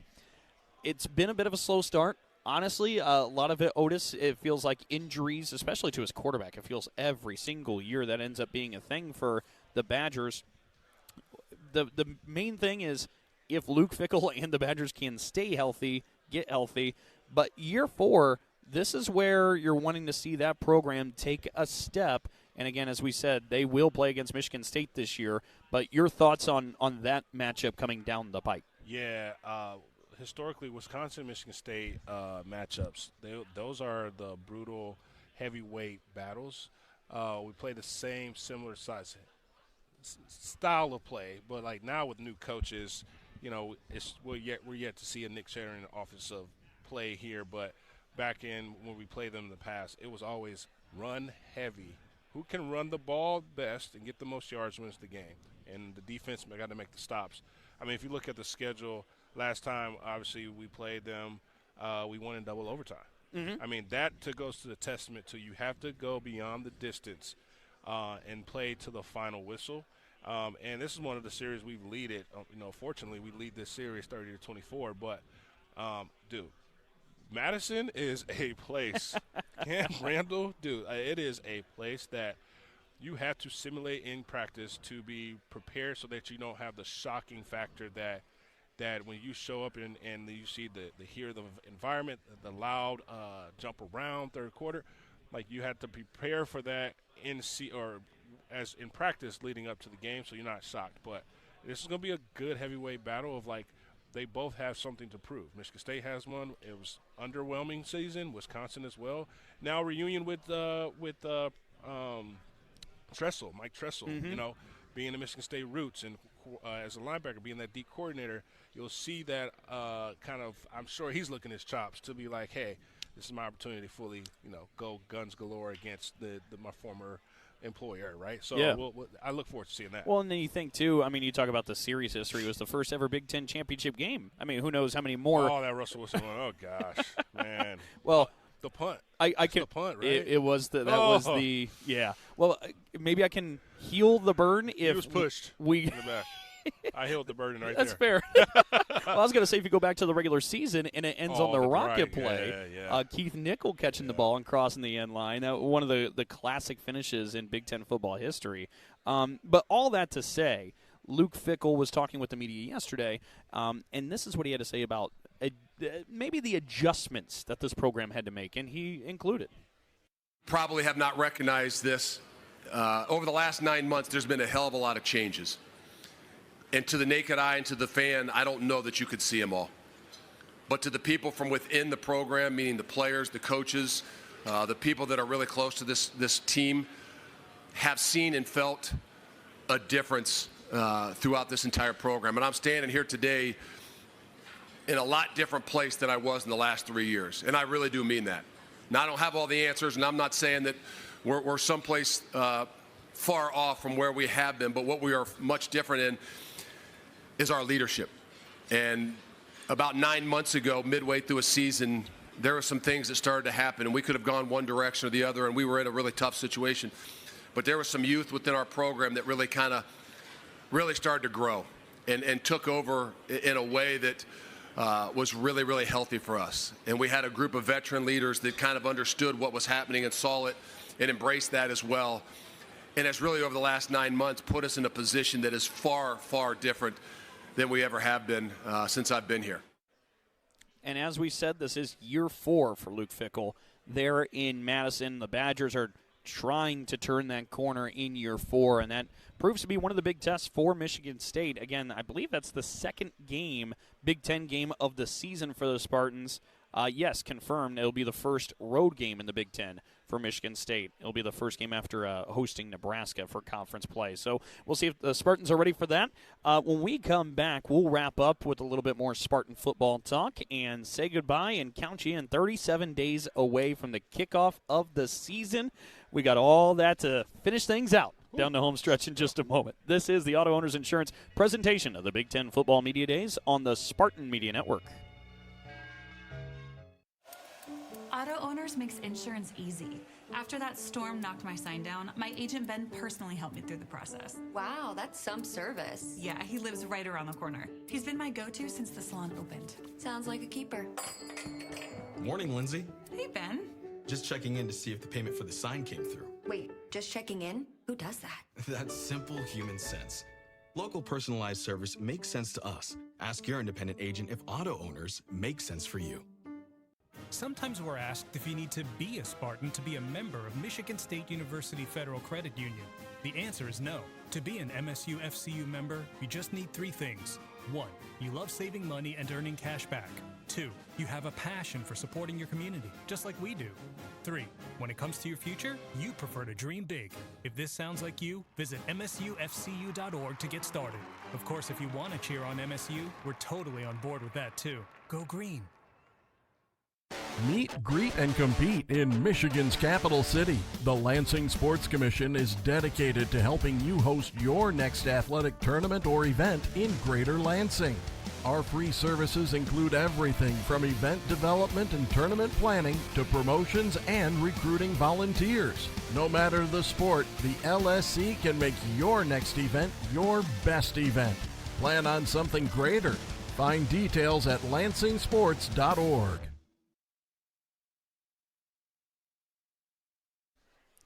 Welcome back one final time to the 2026 Big Ten Football Media Days presented by Auto Owners Insurance here in downtown Chicago. I'm Dalton Shetler with Otis Wiley. Look, we have just a couple of minutes here left. Again, do want to thank everybody because this was a fantastic show. I mean, we had Pat Fitzgerald join us. We had Alessio Milivojevic. We had Jordan Hall. We had Nikai Martinez. We played Pat Fitzgerald's comments from the podium. Jehuu Caulcrick called in. We played a bunch of the sound bites that we have from the first couple of days of the media days. And, of course, you cannot forget Mark Dantonio joining us here as well. So a big thank you to all of them. Big thank you while we're doing thank yous to Matt Contreras Valenzuela back in the Skyview studios, keeping us on the airwaves. And, again, a big thank you to everybody for tuning in and joining us. But as we're coming under the gun now, Otis, just a couple of minutes left. We've talked a lot of Michigan State football today. I've asked this question to a lot of different people, but for you, what has you the most excited about Spartan football? Refresh start. I love that Coach Fitz, when he took over, this is not a rebuild. This is a rebrand of energizing, getting our players back to loving football, passion, purpose-driven.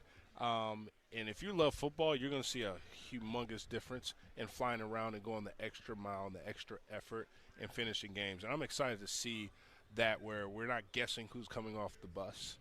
We know that we have an identity. I'm looking forward to that. Well, and you know, one of the things, Otis, that we talked about before, look, there's always going to be different previews and matchup questions and whatever week to week. But one thing that feels like it's a non-negotiable and something that you do not have to worry about is the effort, intensity, and attitude you'll get from the Spartans. And I think that alone is enough to make you really proud and really excited. Yeah, never back down mentality. We can meet you anywhere, anytime, and that's where we got to get back to. Yes, these beat writers and people that are watching college football have one thing to say about, hey, this is not a good Michigan State team or we haven't been in the past, but that's just fuel to the fire. and we're going to prove those doubters wrong. And it should be a lot of fun to get going here shortly. Believe it or not, it is coming up quick. We made it, Dalton.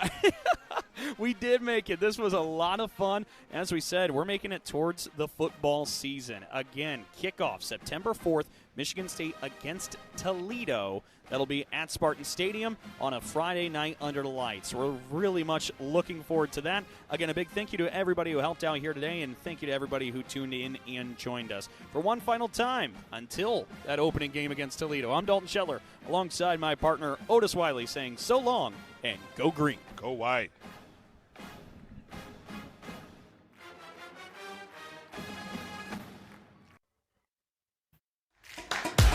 You have been listening to the Auto Owners Insurance presentation of the Big Ten Football Media Days. Today's show has been sponsored by Auto Owners Insurance. Simple human sense. Today's show has been a presentation of the Spartan Media Network from Playfly Sports.